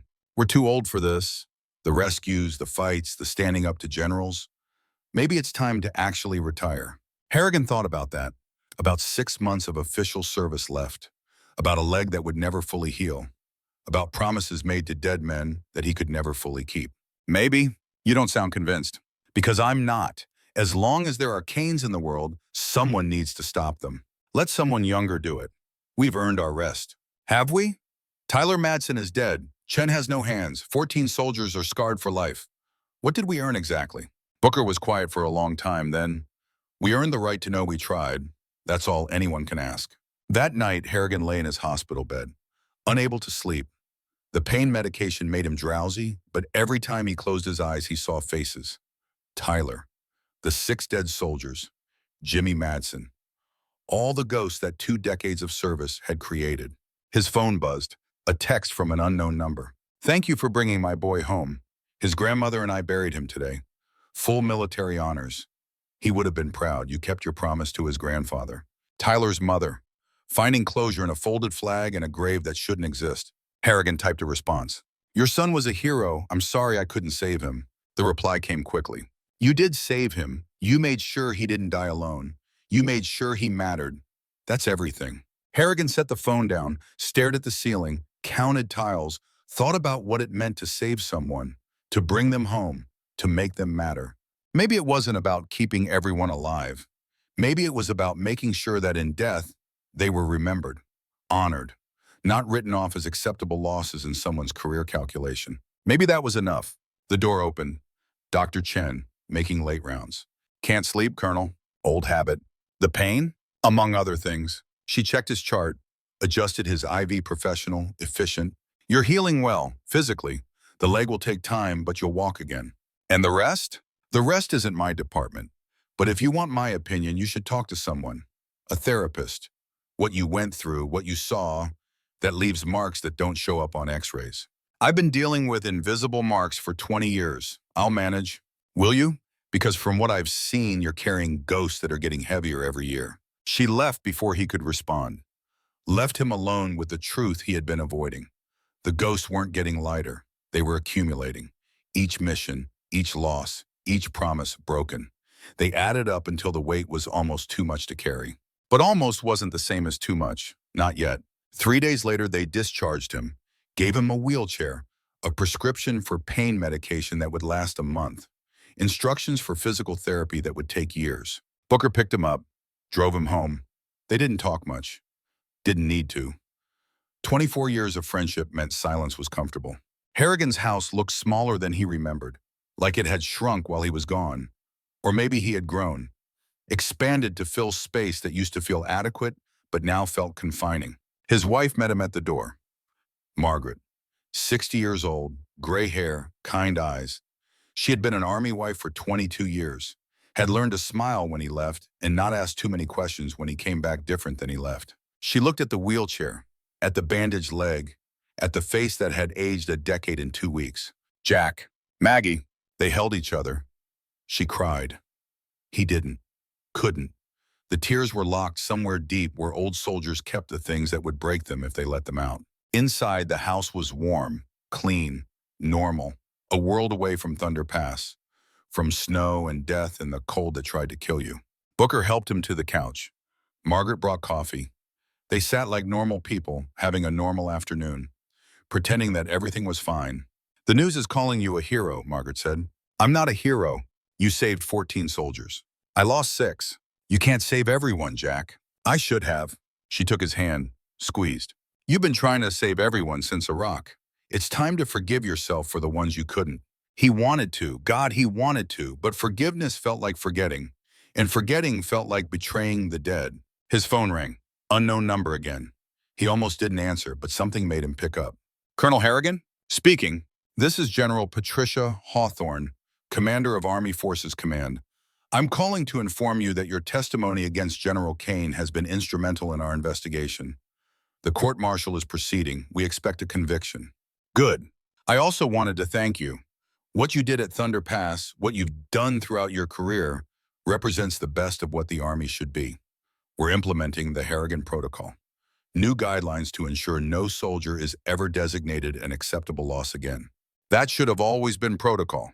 You're right. It should have. Better late than never. She paused. Then, there's one more thing. The Army would like to award you the Medal of Honor for your actions at Thunder Pass and for your service spanning 2 decades. The ceremony would be at the Pentagon. The President himself would present it. Harrigan thought about Tyler Madsen, about the 6 who didn't make it home, about every soldier who had died while he lived. No thank you, General. I'm sorry. I don't want a medal. I want a promise that what happened at Thunder Pass never happens again. That soldiers are treated like people, not assets. That's the only honor I need. Silence on the line. Then, you have my word, Colonel, and the Army's. Then we're done here. He hung up. Booker stared at him. Did you just turn down the Medal of Honor? Yeah. You're insane. Probably. Margaret squeezed his hand again. I'm proud of you. That night, Harrigan dreamed of snow. But this time the snow was different. Warmer. Softer. And in the distance, walking toward him through the white, he saw faces. Tyler, the 6 dead soldiers, Jimmy Madsen, all the ghosts he carried. But they weren't accusing, weren't angry, they were smiling. Tyler spoke. You kept your promise, Colonel. You brought us home. I lost 6 of you. You saved 14. That's not failure, that's victory. Jimmy Madsen stepped forward. My grandson died well because you taught him how to live well. That's all any soldier can ask. Harrigan wanted to argue, wanted to list all the ways he had failed. But the ghosts were fading, walking back into the white, leaving him alone. Not abandoned, released. He woke to sunlight, to Margaret beside him, to a life that continued despite everything. His phone showed messages. From Cross, from the survivors, from families thanking him, from strangers who had seen the news and wanted to say that what he did mattered. Maybe it did. Maybe bringing 14 home was enough. Maybe making sure 6 were remembered was enough. Maybe after 44 years of trying to save everyone, he could finally accept that saving someone was victory enough. He got up, grabbed his crutches, hobbled to the window, looked out at Colorado, at mountains that had tried to kill him, at a world that kept spinning despite tragedy. Somewhere out there, Kane sat in a cell, waiting for justice. Somewhere, 14 soldiers were healing, learning to live with scars. Somewhere, 6 families were grieving, finding ways to honor memory. And here, in a small house in Colorado Springs, an old colonel with a broken leg and a heart full of ghosts finally allowed himself to believe that he had done enough. Not everything, but enough. That would have to do. 6 months passed like water through fingers, fast and impossible to hold. Harrigan spent those months learning to walk again, physical therapy 3 times a week, a building full of wounded soldiers, some missing legs, some missing arms, some missing pieces that didn't show on the outside but were gone all the same. His therapist was a woman named Captain Rodriguez, 35, former combat medic.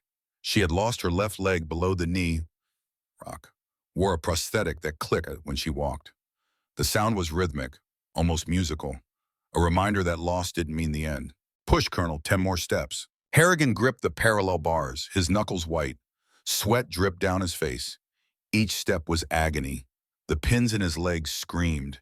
The reconstructed tissue pulled and tore and reminded him that some damage couldn't be fully repaired. But he walked. 10 steps, then 20, then 50. Good, Rodriguez said. You're progressing faster than expected. Not fast enough. You're 62 years old with a leg held together by surgical steel.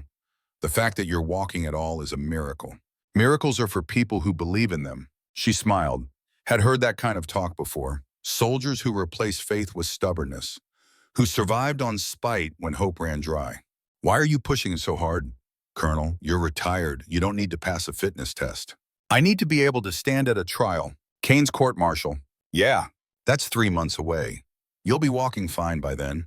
Not walking, standing, for hours if necessary. I'm not testifying from a wheelchair. I'm not giving Kane the satisfaction. Rodriguez understood. Pride was the last thing wounded warriors had. Take that away, and there was nothing left. After therapy, Harrigan sat in the waiting room, cooling down, watching other soldiers fight their own battles against bodies that had betrayed them. A young private learning to use prosthetic hands. A sergeant relearning balance after a traumatic brain injury. Warriors adapting, surviving, refusing to quit. Cross appeared in the doorway. The lieutenant looked different, older, harder. The baby fat of youth had been burned away by cold and guilt. He wore captain's bars now, promoted for his actions at Thunder Pass. Recognition that felt like mockery to a man who counted his success in survivors and his failure in corpses. Sir, Captain, you're looking official. Cross sat, uncomfortable in his new rank.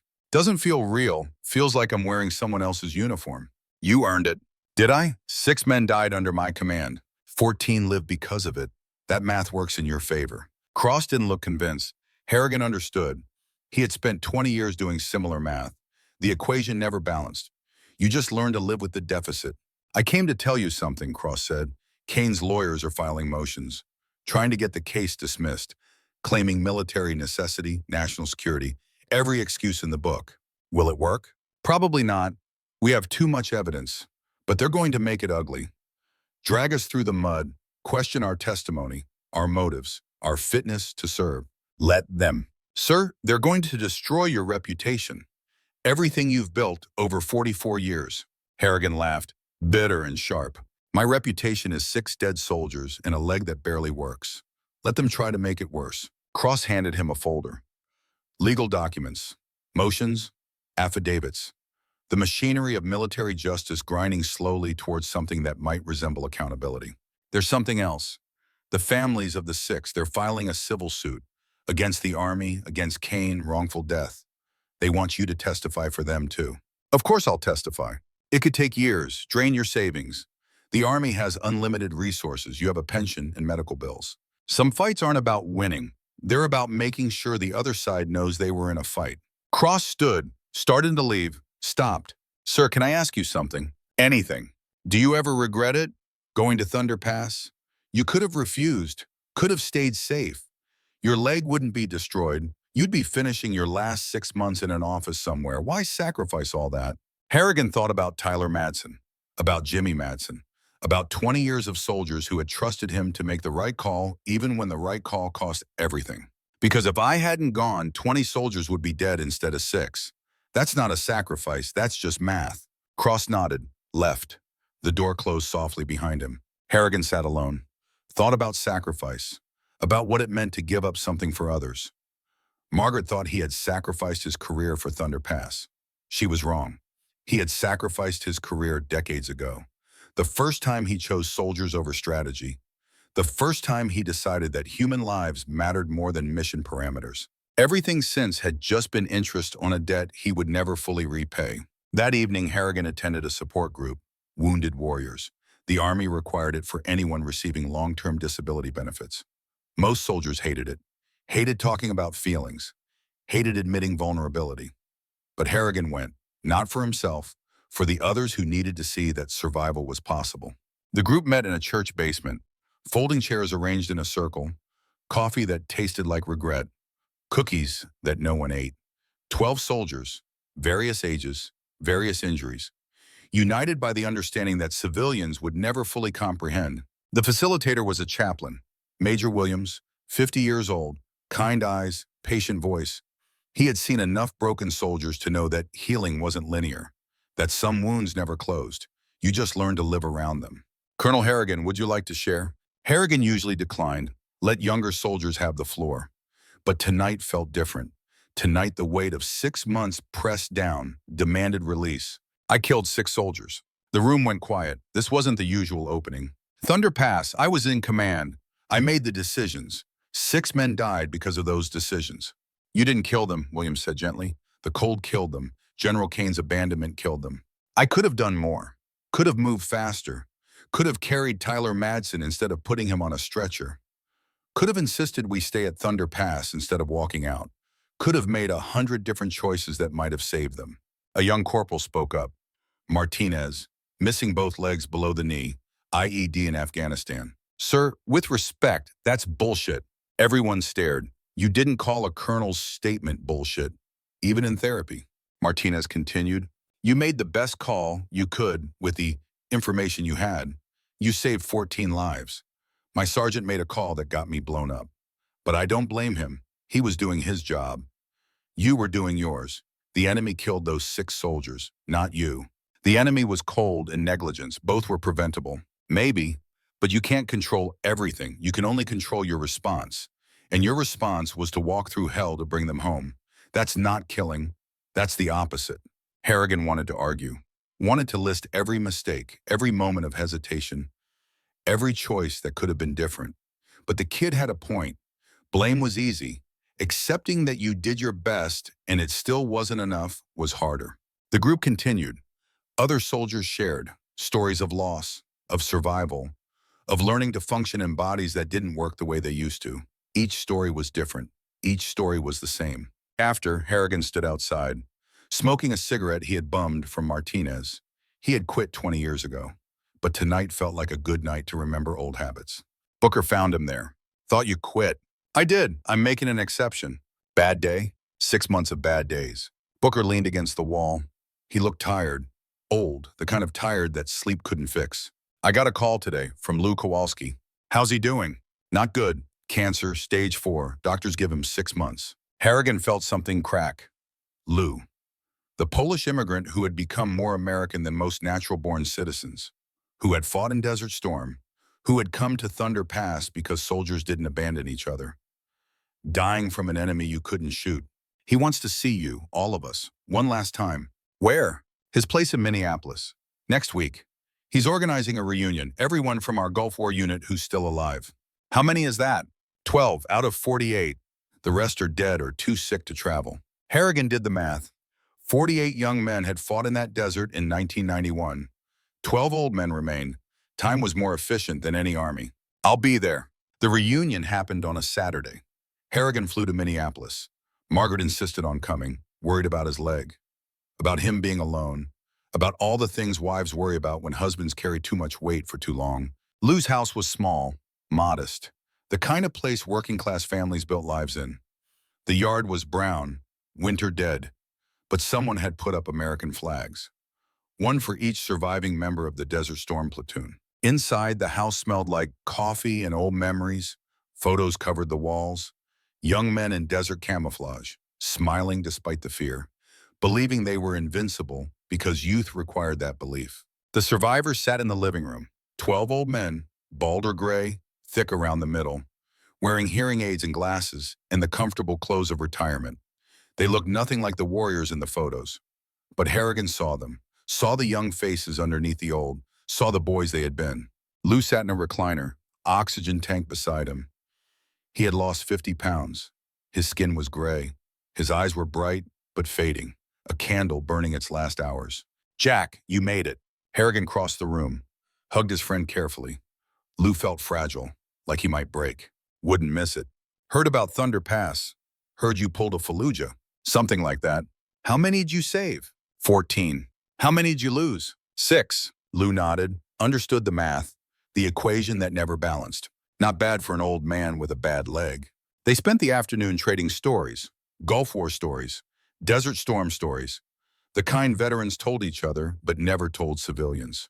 Too raw, too real, too soaked in sand and brotherhood. Miguel Santos talked about flying his last Black Hawk mission out of Kuwait, taking fire from Republican Guard, engines dying, managing to auto-rotate into the desert, walking away when he should have burned. Tommy Park talked about the soldier he couldn't save. Jenkins, shot through the lung during the highway of death, bleeding out. Tommy had tried everything: pressure, plasma, prayer. Jenkins died anyway. Died holding Tommy's hand, thanking him for trying. Each story was a ghost given voice, a memory given space to breathe.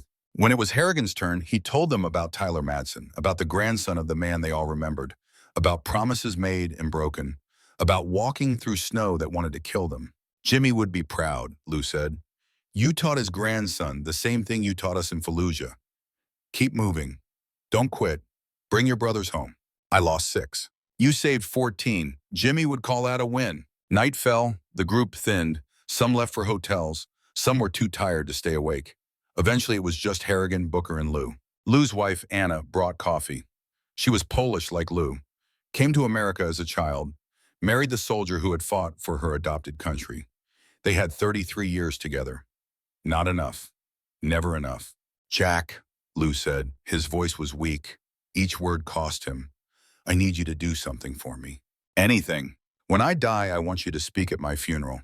Tell the young people what we did, why it mattered. Make sure they remember." "Lou, you've got 6 months. We can talk about this later. 6 months if I'm lucky. 6 weeks if I'm honest. I'm dying, Jack. Let me die knowing someone will remember properly." Harrigan felt his throat tighten. "I'll remember. I'll make sure everyone remembers."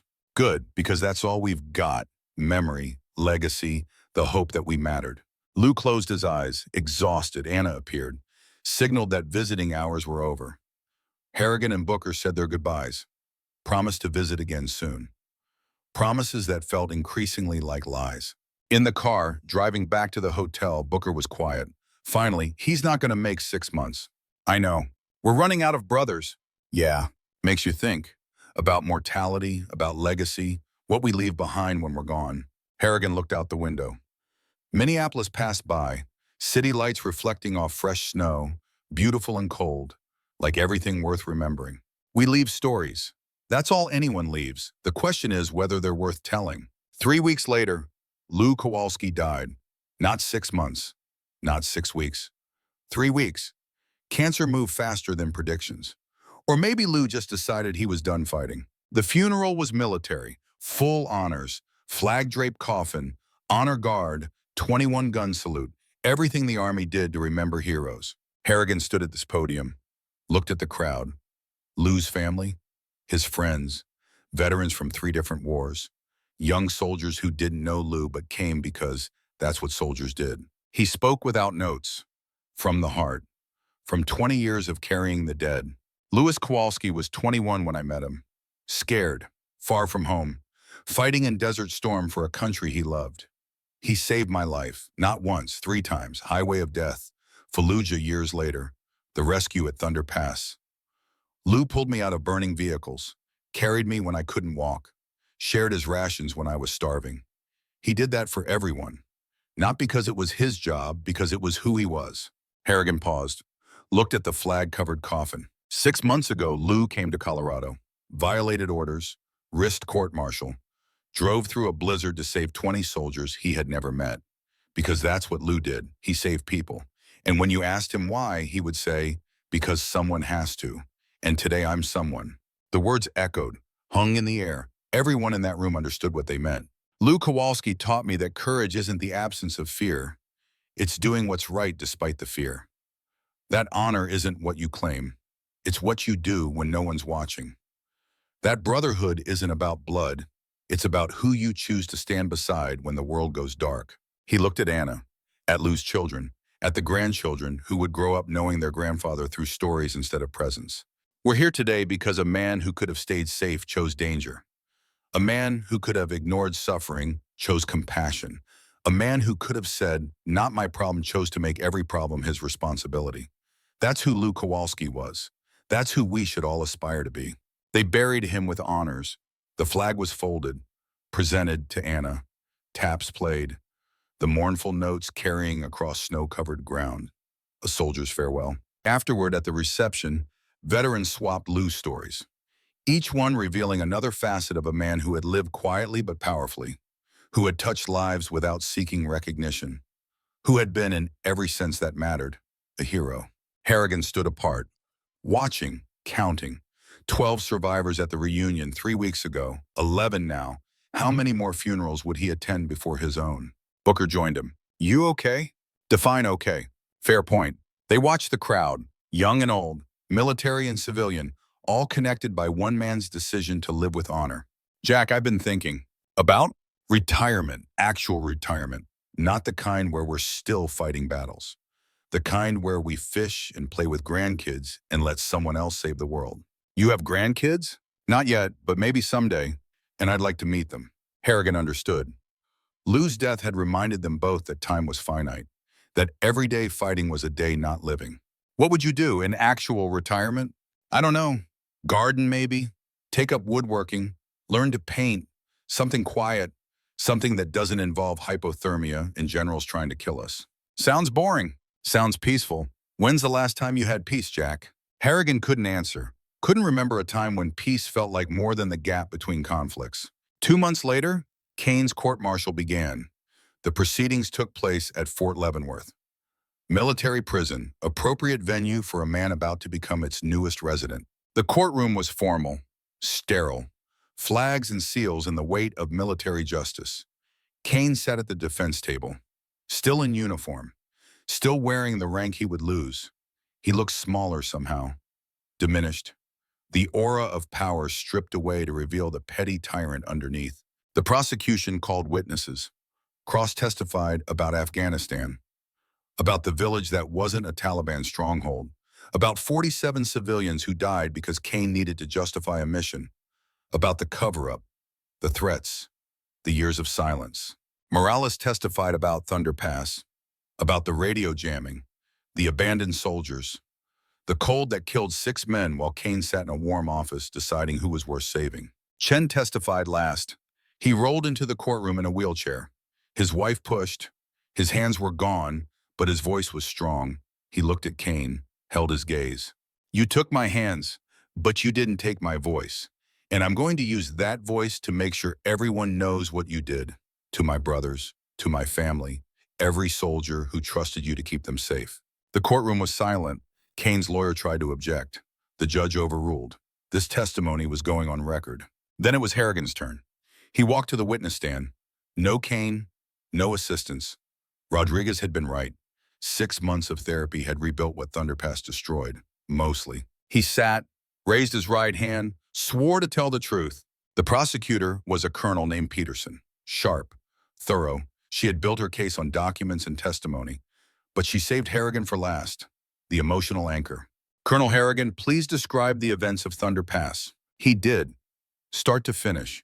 The suspicious mission, the storm, The radio silence, the realization that they had been abandoned, the walkout, the deaths, all of it laid bare. And during this time, did you believe General Kane had deliberately cut your communications? Yes. Why? Because every soldier in that platoon was connected to something Kane wanted buried. Afghanistan witnesses, family members of soldiers he had abandoned before. We weren't there for training, we were there to die. Kane's lawyer objected, speculation. The judge allowed it, expert military opinion. Peterson continued, how many soldiers died under your command at Thunder Pass? 6. And how many survived? 14. In your professional opinion, Colonel, what would have happened if you hadn't been there? If you hadn't organized the evacuation? Harrigan looked at Kane, at the man who had decided soldiers were acceptable losses. All 20 would be dead. Kane would have called it a training accident, blamed the weather. The families would never know their sons and daughters were murdered. Objection. Inflammatory language. Overruled. The witness may characterize events as he sees fit. Peterson smiled, thin and sharp. No further questions. Kane's lawyer stood. Defense attorney Marlowe, 60 years old, slick, expensive. The kind of lawyer who made careers defending the indefensible.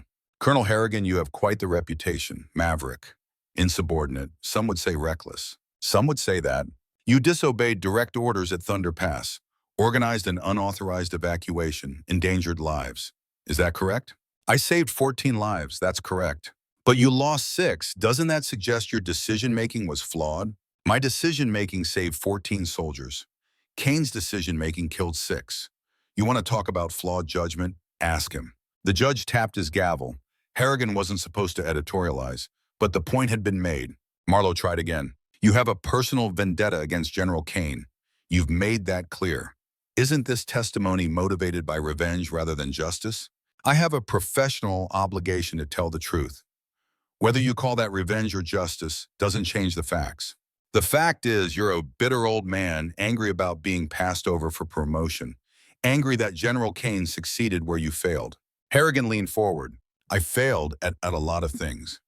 Getting promoted, saving everyone, keeping my mouth shut when I should have spoken up. But I never failed at being honest about who I am and what I've done. Kane built his career on lies and corpses. I built mine on trying to bring soldiers home. We're not the same. Marlowe had no response. Harrigan was dismissed. The trial lasted 3 weeks. Witnesses, evidence, arguments, the machinery of justice grinding towards something that resembled accountability. The verdict came on a Friday. Guilty, all counts, dereliction of duty, conspiracy, violation of the Uniform Code of Military Justice. Every charge stuck. Sentencing came a week later. 40 years. Leavenworth. Dishonorable discharge. Loss of rank. Loss of pension. Loss of everything Kane had built on the backs of soldiers he had sacrificed. Harrigan sat in the courtroom when they read the sentence. Watched Kane's face crumble. Watched a general become a prisoner. Watched justice finally arrive after decades of delay. Outside, reporters mobbed him. Questions, cameras, the feeding frenzy of news in the age of instant information. Colonel Harrigan, how do you feel about the verdict? Relieved. Justice took too long, but it arrived. What message does this send to the military? That soldiers aren't acceptable losses. That commanders who treat them that way will be held accountable. That honor still means something. What's next for you? Harrigan paused. Thought about Lou Kowalski. About 44 years of service. About Margaret waiting at home. About a life that didn't involve fighting battles. I'm going home. I'm going to hug my wife. I'm going to sleep in my own bed. And I'm going to figure out what peace feels like. He walked away, left the reporters shouting questions, left the courtroom, left the army behind. Margaret met him outside, smiled, took his hand. Ready to be done? Yeah, I'm ready. They drove home. Colorado Springs. The mountains visible in the distance. Beautiful and deadly. Reminders of how close death always was. How precious life became when you understood its fragility. That night, Harrigan sat on his porch, watching stars, drinking bourbon, thinking about everything and nothing. His phone rang. Unknown number. He almost didn't answer, but something made him pick up. Colonel Harrigan? Speaking. This is Captain Ellen Cross, Nathan Cross's wife. We haven't met, but I wanted to thank you for saving my husband, for making sure he came home. Your husband saved himself. I just pointed the direction. He doesn't see it that way. He says you gave him something to believe in when everything fell apart. hope, purpose, the understanding that one person can make a difference. Harrigan thought about that, about 44 years of trying to be that one person, that difference. Tell your husband he's a good officer, better than most. He'll do great things. I will. Thank you, Colonel, for everything. She hung up. Harrigan set the phone down, looked at the stars, thought about legacy, about what he would leave behind when his own time came. Stories. 14 saved lives. Justice for 6 who didn't make it. The knowledge that he had tried, that he had refused to accept acceptable losses, that he had been, in the ways that mattered, one of the good ones. It would have to be enough, because it was all he had left to give. 1 year after Thunder Pass, Harrigan stood at the Fort Carson Memorial Grove, 23 acres of Colorado pine and aspen, stone markers for every soldier from the base who had died in combat since 1991. Desert Storm, Iraq, Afghanistan, 23 years of names carved in granite, each name a life, each life a story, each story ending too soon. He found Jimmy Matson's marker, Section 7, Row 12, stone weathered by mountain wind, traced the letters with his finger. The stone was cold, always cold, even in summer, even when the sun beat down and families came to remember. The markers stayed cold, like they held onto the chill of death. I met your grandson, Jimmy. Tyler, good kid, reminded me of you. Same eyes, same stubborn refusal to quit. The stones didn't answer, never did. But Harrigan talked to them anyway, had been talking to them for 20 years. The dead were better listeners than the living. They didn't judge, didn't offer advice, just listened while old men confessed their failures. I tried to save him, did everything I could. Wasn't enough. I'm sorry. A hand touched his shoulder. Booker. His friend looked older than last time they met. More gray, more lines. But his eyes were clear, peaceful. The eyes of a man who had found something Harrigan was still searching for. You come here every year since they built the Grove. 23 years of saying sorry. You think they want sorry? What else can I give them? Booker gestured to the markers, to the names, to the memorial that had become sacred ground for a generation that had survived what their brothers hadn't. You can give them memory. You can make sure they mattered. That's what Lou wanted, what all of them want. Not apologies, remembrance. They walked along the paths, reading names, finding friends, finding strangers who felt like friends because they had worn the same uniform. Bled on the same ground, died for the same confused reasons that young men always died. I got a call last week, Booker said, from the Harrigan Protocol Committee. They want you to speak at the 1-year anniversary. Talk about why the protocol matters, why acceptable losses should never be acceptable. I'm retired. You're breathing. That means you're not done.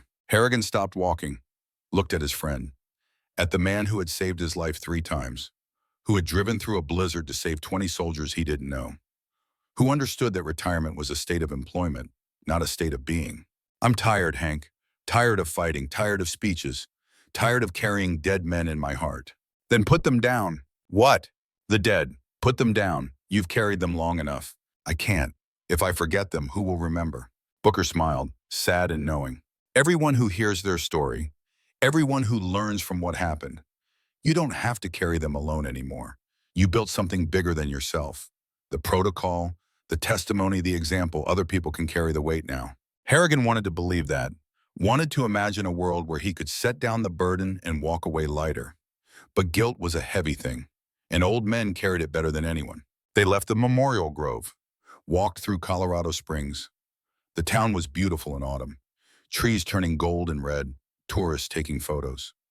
Life continuing, despite the memorials to death that dotted the landscape. Margaret met them at the hotel. She looked worried, always worried these days, worried about his leg, his nightmares, the way he sometimes stared at nothing and saw everything. How was the Grove? Same as always, cold, quiet, full of ghosts. You need to stop going. I need to keep going. It's the only way I know to say thank you. Thank you for what? For dying instead of me. She took his hand, squeezed. 22 years of marriage. 22 years of watching him go to war and come home different. She understood some of it, the parts he could explain. The rest lived in silence between them. That night, they attended a dinner. Military officers, politicians, people who made decisions about soldiers' lives from offices that never smelled like blood. The Harrigan Protocol was being officially implemented. 1 year of pilot programs, success stories, lives saved because someone had decided that no life was acceptable to lose. Cross was there, Captain Nathan Cross. He looked good, healthy. The hollowness from Thunder Pass had filled in. He had found purpose again, teaching at West Point, training young officers to make better decisions than he had made, than Kane had made. Chen was there too. Corporal Marcus Chen. He wore prosthetic hands now. Sophisticated, functional. Not perfect, but better than stumps. His daughter Lily sat beside him, 5 years old. She held his prosthetic hand without hesitation, loved her father exactly as he was. Morales was there. Sergeant Rita Morales. She had stayed in the Army, made Sergeant First Class, ran cold weather survival training, made sure every soldier knew what Harrigan had taught her. That nature didn't care about your rank. That respect and preparation were the only things that kept you alive. The survivors. 14 soldiers who had walked through hell and come out changed but alive. They formed a tight group, bonded by trauma, by survival, by the understanding that they owed their lives to an old man who refused to accept acceptable losses. The ceremony began. Speeches, awards, recognition. General Hawthorne presented the Harrigan Protocol officially. Read from prepared remarks about honor and duty and the sanctity of every soldier's life. Then she called Harrigan to the stage. He walked up slowly. The leg still hurt, would always hurt, but he walked without assistance. Stood at the podium, looked at the crowd. I'm not good at speeches. Never have been. I'm a soldier. I follow orders. I complete missions. I bring people home. That's what I know. He paused, found Chen in the crowd, found Lily watching with wide, curious eyes. 1 year ago, 20 soldiers went to Thunder Pass for a training exercise. They thought they were safe, thought the Army would protect them. They were wrong. The Army failed them. I failed them. 6 soldiers died because we forgot the most important rule. No one is expendable. No one is an acceptable loss. The room was silent. You could hear breathing, heartbeats, the weight of truth settling. This protocol exists because 6 families buried their sons and daughters, because 14 survivors carry scars that will never fully heal, because a general decided that careers mattered more than lives. We can't bring back the dead, but we can honor them by making sure no one else dies the same way. He looked at Tyler's mother. She sat in the front row, had flown in from Ohio. She nodded. Permission, forgiveness, understanding. Tyler Madsen was 19 years old. His grandfather saved my life in 2004. Tyler died trying to live up to that legacy. He succeeded, not by surviving, by showing us what courage looks like, what sacrifice means, what it costs to be a soldier. Harrigan's voice cracked, just barely, just enough to show the emotion underneath. We owe him more than a protocol. We owe him a promise that his death meant something, that we learned, that we changed, that never again will a commander look at soldiers and see acceptable losses instead of human beings. He stepped away from the podium. The room erupted in applause. Standing ovation. But Harrigan didn't feel triumphant, felt tired, old, ready to be done. Ready. After, at the reception, people approached, thanked him, called him hero. He deflected, redirected. Heroes were the ones who didn't come home. He was just lucky. A young lieutenant approached, fresh-faced, eager. Couldn't be more than 23. Colonel Harrigan, sir, I just graduated from West Point. Captain Cross was my instructor. He told us about Thunder Pass, about you. I wanted to say thank you for teaching us what real leadership looks like. Harrigan studied this kid, this lieutenant who would lead soldiers, who would make life and death decisions, who would carry the weight whether he was ready or not. What did you learn? Sir, from Cross, from Thunder Pass. What did you learn? The lieutenant thought carefully, answered honestly, that soldiers aren't numbers, that every life matters, that a good commander will sacrifice everything to bring their people home. And if you can't bring them all home, then you make sure the ones who died mattered, that their sacrifice meant something. Harrigan nodded. This kid understood. Maybe the next generation would do better. Maybe they would remember what his generation had learned too late. What's your name, Lieutenant? Reeves, sir. Daniel Reeves. You related to Victor Reeves? Master Sergeant? Served in Desert Storm? The lieutenant's eyes widened. That's my grandfather, sir. He passed away 6 months ago. Another ghost? Another name added to the list of men who had survived war only to lose to time. Your grandfather was a good man, saved my life more than once. You honor him by being the kind of officer he would be proud of. I'll try, sir. Don't try, do. Trying is what you do before you commit. Doing is what separates the living from the dead. The kid saluted, sharp, precise, full of belief that he could make a difference. Harrigan returned it, watched him walk away, wondered how many years before that belief got tempered by reality. Before the kid learned that sometimes your best wasn't good enough, that sometimes soldiers died and there was nothing you could do except carry them in your heart. Margaret found him in the corner, nursing bourbon, watching the crowd. You okay? Define okay. You know what I mean. He looked at her. This woman who had stood beside him for 2 decades, who had waded through deployments, who had held him when nightmares made him scream, who had earned the right to ask hard questions. I don't know how to stop. Stop what? Fighting, carrying, remembering. It's all I know. Take that away, and who am I? You're my husband. You're a man who has given enough, who has earned the right to rest. Rest feels like quitting. Rest is what warriors do when the war is over. The war is never over. She took his hand, led him outside. The Colorado night was cool. Stars struggled against the city lights. Pollution and progress dimming what used to shine clear. Jack, you saved 14 lives. You brought down a corrupt general. You changed policy. You made the army better. At some point, you have to accept that you've done enough. Tell that to the 6 who didn't make it. They're dead, Jack. They don't need your guilt. They need you to live, to find peace, to show their families that survival is possible. He wanted to argue, wanted to explain that guilt was all he had left, that without it, he was just an old man with a bad leg in a drawer full of medals that didn't mean anything. But Margaret was right. She was always right.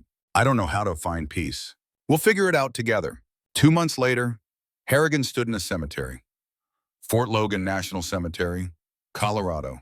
Row after row of white headstones.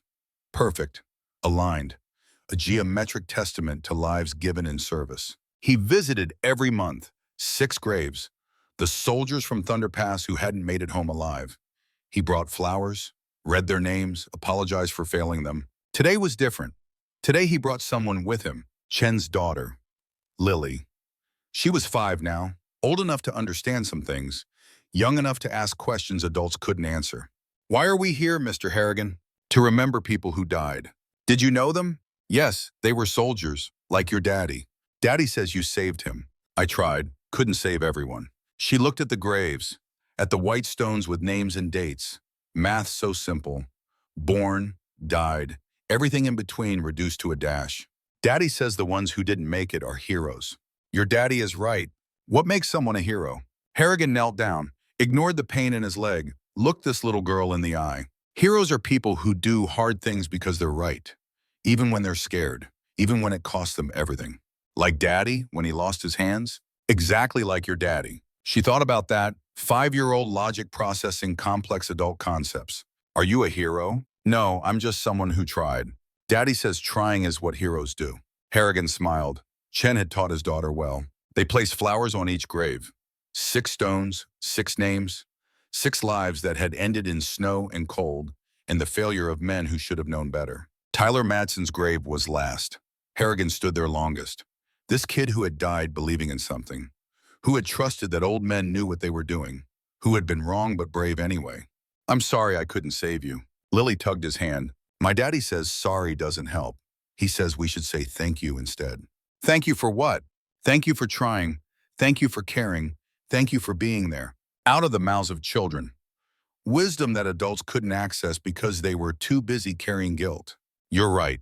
Thank you, Tyler, for trusting me, for fighting, for showing everyone what courage looks like. They left the cemetery. Lily talked the whole way. About kindergarten, about her purple dinosaur collection, about how Daddy was learning to braid her hair with his new hands. Innocent chatter that reminded Harrigan why any of this mattered. Chen picked up his daughter at Harrigan's house, thanked him for taking her, for teaching her about remembering. She talks about you constantly, asks when she can visit Uncle Jack again. Uncle Jack? That's what she calls you. Hope that's okay. Harrigan felt something warm in his chest, something that felt almost like healing. Yeah, that's okay. After they left, Harrigan sat on his porch, thinking about children, about legacy, about what you left behind when you were gone. His phone rang. Booker. Jack, turn on the news, Channel 7. He did. CNN, breaking story. Kane had died in prison. Heart attack. 60 years old. Dead before serving even a year of his sentence. The reporter recounted his crimes: Afghanistan, Thunder Pass, decades of corruption. The anchor asked if justice had been served. Harrigan turned it off. Didn't need to hear more. Kane was dead. Sir. The universe had delivered its own verdict. He called Booker back. You see it? Yeah. How do you feel? Harrigan thought about that. Expected to feel satisfaction, vindication, some kind of closure. Instead, he felt nothing, empty, like Kane's death had removed the purpose that sustained him. I don't know, he's gone, can't hurt anyone else, I should be happy. But you're not. I wanted him to live, to spend decades in prison understanding what he did.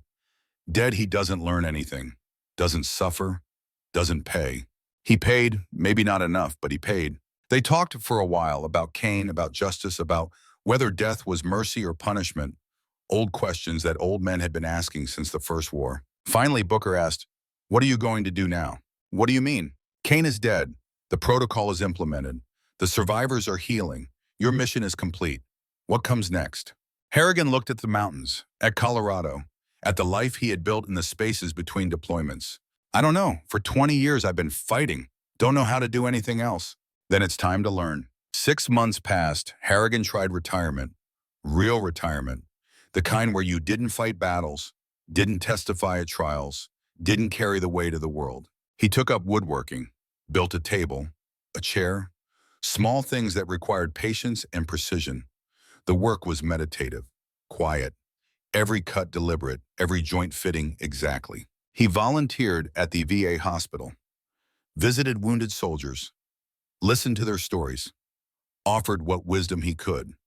Mostly he just sat with them. Presence was sometimes more valuable than advice. He traveled with Margaret, places they had always talked about but never visited. National parks, historic sites, the Grand Canyon, Yellowstone, America in all its complicated beauty. And slowly, quietly, without noticing exactly when it happened, he began to heal. The nightmares didn't stop, but they came less frequently. The guilt didn't disappear, but it became bearable. The ghosts still visited, but their faces were peaceful instead of accusing. 1 year later, Harrigan returned to Thunder Pass. First time since the rescue. He hiked in. Took him 3 days. His leg complained but held. Booker came with him, and Cross, and Chen, and Morales. The survivors who could travel, who needed to see the place that had changed them. The pass was beautiful. Summer had transformed it. Green meadows, wildflowers. No hint of the white hell that had tried to kill them. Nature didn't remember, only people did. They found the spot where they had made camp, where they had waited for extraction that never came, where 6 soldiers had breathed their last. Someone had placed a marker, simple stone, bronze plaque, Thunder Pass. Here 20 soldiers fought against cold and abandonment. 14 survived. 6 gave their lives. Their sacrifice led to the Harrigan Protocol. No soldier left behind, no loss acceptable. Below that, 6 names: Tyler Madsen, Garcia, Lawson, Peterson, Williams, Jackson, remembered in bronze and stone in the hearts of those who survived. Cross placed flowers. Morales said a prayer. Chen stood silent, his prosthetic hands folded, each survivor paying respects in their own way. Harrigan stood apart, looking at the mountains, thinking about how close they had come, how easily all 20 could have died here, how luck and stubbornness in the refusal to quit had made the difference. Tyler's mother appeared. She had hiked in separately, wanted to see where her son died, where he had been brave. She stood beside Harrigan, both of them staring at the memorial. "Thank you for this, for making sure he's remembered. He deserves to be remembered." "Do you come here often?" "First time since it happened. Needed time before I could face it. I come every year on his birthday, bring flowers, talk to him, tell him about his family, about the world he's missing." Harrigan understood. Grief made pilgrims of everyone, sent them to graves and memorials and places where the dead had last been alive. "What do you tell him?" "That I'm proud, that I miss him, that his sacrifice mattered. The protocol has saved lives. Soldiers who would have been written off are coming home. He's part of that, part of something bigger than himself. He would have liked that. I think so too." They stood in comfortable silence. Two people connected by loss and the impossible task of moving forward. Finally, she asked, do you ever stop missing them, the ones you lost? No, you just learn to live with the missing. Like a scar. It's always there, but it stops hurting as much. How long does that take? Still figuring that out. She smiled, sad but genuine. Let me know when you figure it out. That night, they camped at Thunder Pass, built a fire, told stories. Cross talked about the cold. Chen talked about losing his hands. Morales talked about the walkout, each survivor sharing their piece of the truth. When it was Harrigan's turn, he talked about Jimmy Madsen, about Tyler, about the weight of promises made and broken, about learning that you couldn't save everyone, but that trying mattered anyway. I spent 20 years trying to bring everyone home, failed more times than I succeeded, carried the failures like stones, let them weigh me down, made them heavier than they needed to be. He poked the fire, watched sparks rise into the night sky. But I'm done carrying that weight, done letting guilt define me. The dead don't need my guilt. They need to be remembered, honored, and then they need to be released so the living can actually live. Booker raised his coffee cup. To the living, everyone echoed. To the living, they drank. Toast to survival, to moving forward, to finding peace after war. The next morning they hiked out. Harrigan took one last look at Thunder Pass, at the memorial, at the place where he had almost died but had found something worth living for instead. 6 months later, on the 2-year anniversary of Thunder Pass, Harrigan stood before Congress. They had called him to testify about military reform, about the protocol, about what changes were needed. He spoke for 2 hours, detailed, specific, drawing on 20 years of experience, of seeing what worked and what failed, of understanding that soldiers were people first and weapons second. The military exists to protect the nation, but if we sacrifice the people who serve in order to preserve the institution, we've lost what makes us worth protecting. Soldiers aren't numbers, aren't assets, aren't acceptable losses. They're sons and daughters, fathers and mothers, people who trust us to value their lives as much as we value the mission.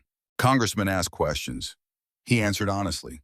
Some agreed, some didn't. Democracy in action, messy, imperfect, but better than the alternatives. After, reporters swarmed.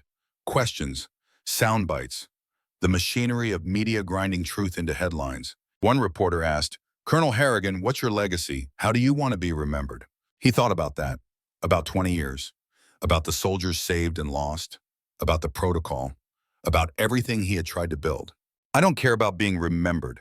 I care that the soldiers who died are remembered, that their sacrifice meant something, that we learned, that we changed. My legacy isn't about me, it's about them. But you're the one who made the difference. No, I'm the one who was there when difference needed to be made. Big distinction. He walked away. Done with interviews? Done with attention. Ready to go home. Margaret met him outside, smiled, took his arm. You did good. Did I? You told the truth. You made them listen. You honored the dead by fighting for the living. Yeah, you did good. They walked through Washington, past monuments to dead presidents, past memorials to wars that had shaped the nation, past the weight of history that pressed down on everyone who tried to make things better. Jack, I'm proud of you. For what? For finally letting go, for choosing life instead of guilt, for being here with me instead of lost in the past. He squeezed her hand. Couldn't have done it without you.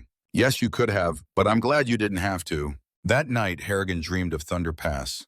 But this time the snow was warm. The soldiers were alive. Tyler walked beside him, smiling, whole. You kept your promise, Colonel. Which promise? To make sure we mattered. To fight for us. To never forget. I couldn't save you. You saved what counted, our memory, our honor, our sacrifice. The rest is just details. Harrigan woke to sunlight, to Margaret beside him, to a life that had finally, after 62 years, found something resembling peace. He got up, made coffee, sat on the porch, watched the sun rise over the mountains. His phone showed a message.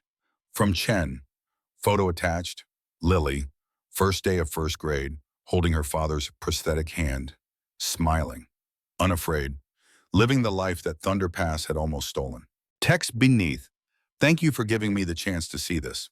Harrigan smiled, replied, thank you for reminding me why it mattered. Other messages followed. Cross, Morales, the survivors checking in, making sure he knew they were okay, that they were living, that his sacrifice hadn't been wasted. At noon, Booker called. Jack, I'm getting married. What? You heard me. Met a woman, Patricia, widow. Her husband died in Iraq. We understand each other. Getting married next month. Want you to be my best man. Harrigan laughed. Actually laughed. Deep and genuine. You're 60 years old. Exactly. Don't have time to waste. Life's too short. Finally figured that out. I'd be honored. The wedding was small. Family, close friends, veterans who had survived when they shouldn't have. A celebration of life in the shadow of death. Harrigan gave a toast. Hank Booker saved my life 3 times. Highway of Death, Fallujah, Thunder Pass. I owe him everything. But today I'm not talking about the soldier. I'm talking about the man. The man who understands that courage isn't just about fighting. It's about living, about finding love when you've seen hate, about building when you've watched destruction, about choosing hope when despair is easier. Hank, you taught me that, and I'm grateful. They drank, celebrated, danced, acted like people who had earned the right to joy. That night, driving home, Margaret asked, "Are you happy?" Getting there. What's left? Don't know. But for the first time in 62 years, I'm okay with not knowing. She leaned against him. They drove through Colorado, through mountains that had tried to kill him, through a landscape that held memory and pain and beauty in equal measure. 1 year later, Harrigan received a letter. Official. Pentagon seal. He opened it expecting another ceremony, another speech, another request to relive the past. Instead, it was a thank you from the Secretary of Defense. The Harrigan Protocol had saved 200 lives in its first 3 years. Soldiers who would have been written off were coming home. Families that would have buried sons and daughters were getting second chances. The letter ended simply, "Your service mattered, thank you." Harrigan folded the letter, put it in a drawer with his medals, closed the drawer, closed that chapter of his life. He walked outside, found Margaret in the garden. She was planting flowers, making beauty from dirt. Letter from the Pentagon. Bad news? No, good news. The protocol is working. You sound surprised. I am. Spent so many years watching the system fail. Didn't think it could change. She stood, brushed dirt from her hands, looked at him with eyes that had seen him at his worst and loved him anyway. Systems don't change, people do. You changed people, and people changed the system. One protocol doesn't fix everything. No, but it's a start, and starts matter. They stood together in the garden. 2 old people who had earned their gray hair, who had survived wars and marriages and the slow grinding weight of time. Harrigan looked at the mountains, at Thunder Pass somewhere in the distance, at the place where 6 soldiers had died and 14 had lived, and an old man had finally learned that you couldn't save everyone, but trying was enough. His phone rang, unknown number. He almost didn't answer, but something made him pick up. Colonel Harrigan? Speaking. This is Lieutenant Reeves, Daniel Reeves. We met at the protocol ceremony 2 years ago. I remember. Victor Reeves' grandson. Yes, sir. I'm calling because I just took command of a platoon, young soldiers, first deployment, and I wanted to ask your advice. About what? How do I make sure I don't fail them? How do I bring them all home? Harrigan closed his eyes, saw faces. Jimmy Madsen, Tyler Madsen, the 6 from Thunder Pass, all the ghosts that 20 years had created. You can't bring them all home, no matter how hard you try. Some will die. It's not your fault. It's war. But you can make sure every soldier knows they matter, that you'll fight for them, that you won't accept acceptable losses. Do that, and you've done your job. And if I lose soldiers anyway, then you honor them. You remember them. You make sure their death meant something. And then you keep living. For them. Because they can't. Silence on the line, then. Thank you, sir. That's what I needed to hear. Lieutenant, one more thing. Sir, when you're old like me, when you've buried more soldiers than you've saved, you'll wonder if any of it mattered. The answer is yes. Every soldier you protect, every life you save, every time you choose humanity over expedience. It all matters. Remember that. I will, sir. Harrigan hung up, looked at Margaret. Another one learning the hard way. You gave him good advice. I gave him the truth. Whether that's good is up to him. That night, Harrigan slept without nightmares.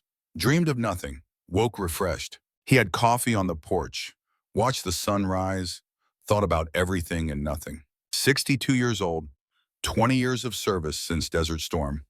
6 dead at Thunder Pass, 14 saved. 200 lives protected by a protocol named after him. The math still didn't balance, never would. But for the first time, Harrigan accepted that some debts couldn't be repaid. Some promises couldn't be kept. Some ghosts couldn't be laid to rest. You just learned to live with them. And living, he had finally learned, was enough. Margaret joined him, brought fresh coffee, sat beside him. They watched the world wake up together. What are you thinking about? Peace. How strange it feels. How unfamiliar, but how right. You deserve it.